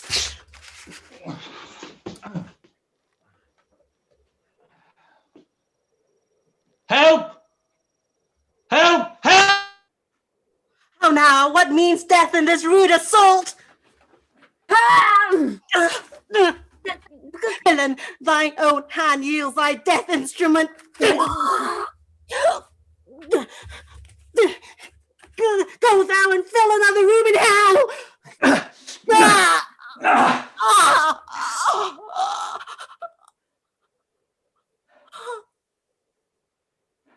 That hand shall burn in never quenching fire that staggers thus my person. Exton, thy fierce hand hath with the king's blood stained the king's own land.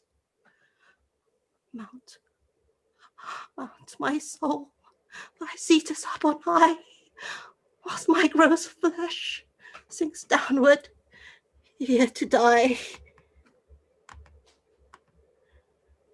As full of valour as of royal blood, both have I spilt. Oh, would the deed were good! For now the devil that told me I did well says this deed is chronicled in hell. This dead king to the living king I'll bear. Take hence the rest and give them burial here.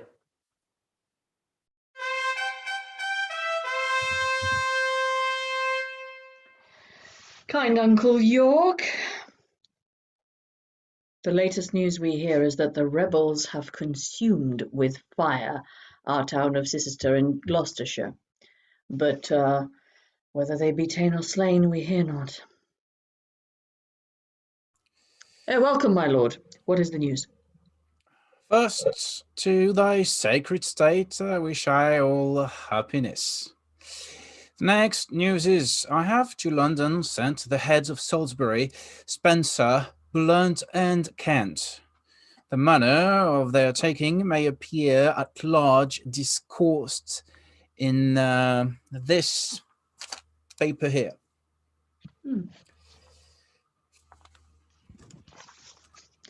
We thank thee, gentle Percy, for thy pains, and to thy worth will add right royal gains.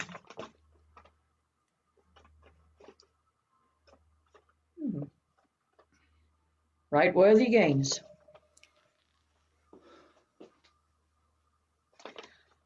My lord, I have from Oxford sent to London the heads of Brockus and Sir Bennet Seeley, two of the dangerous consorted traitors that sought at Oxford thy dire overthrow. Thy pains, Fitzwalter, shall not be forgot. Right noble is thy merit, well I wot. Grand conspirator, Abbot of Westminster, with clog of conscience and sour melancholy, hath yielded up his body to the grave. But here is Carlisle, living to abide thy kingly doom and sentence of his pride. Carlisle, this is your doom. Choose out some secret place, some reverend room more than thou hast, and with it joy thy life. So as thou livest in peace, die free from strife, for though mine enemy thou hast ever been, high sparks of honour in thee have I seen.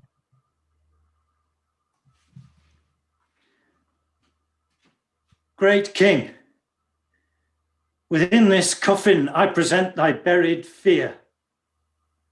Herein all breathless lies the mightiest of thy greatest enemies, Richard of Bordeaux, by me hither brought. Exton, I thank thee not, for thou hast wrought a deed of slaughter with thy fatal hand upon my head and all this famous land. From your own mouth, my lord, did I this deed.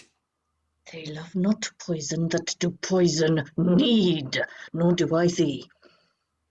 Though I did wish him dead, I hate the murderer.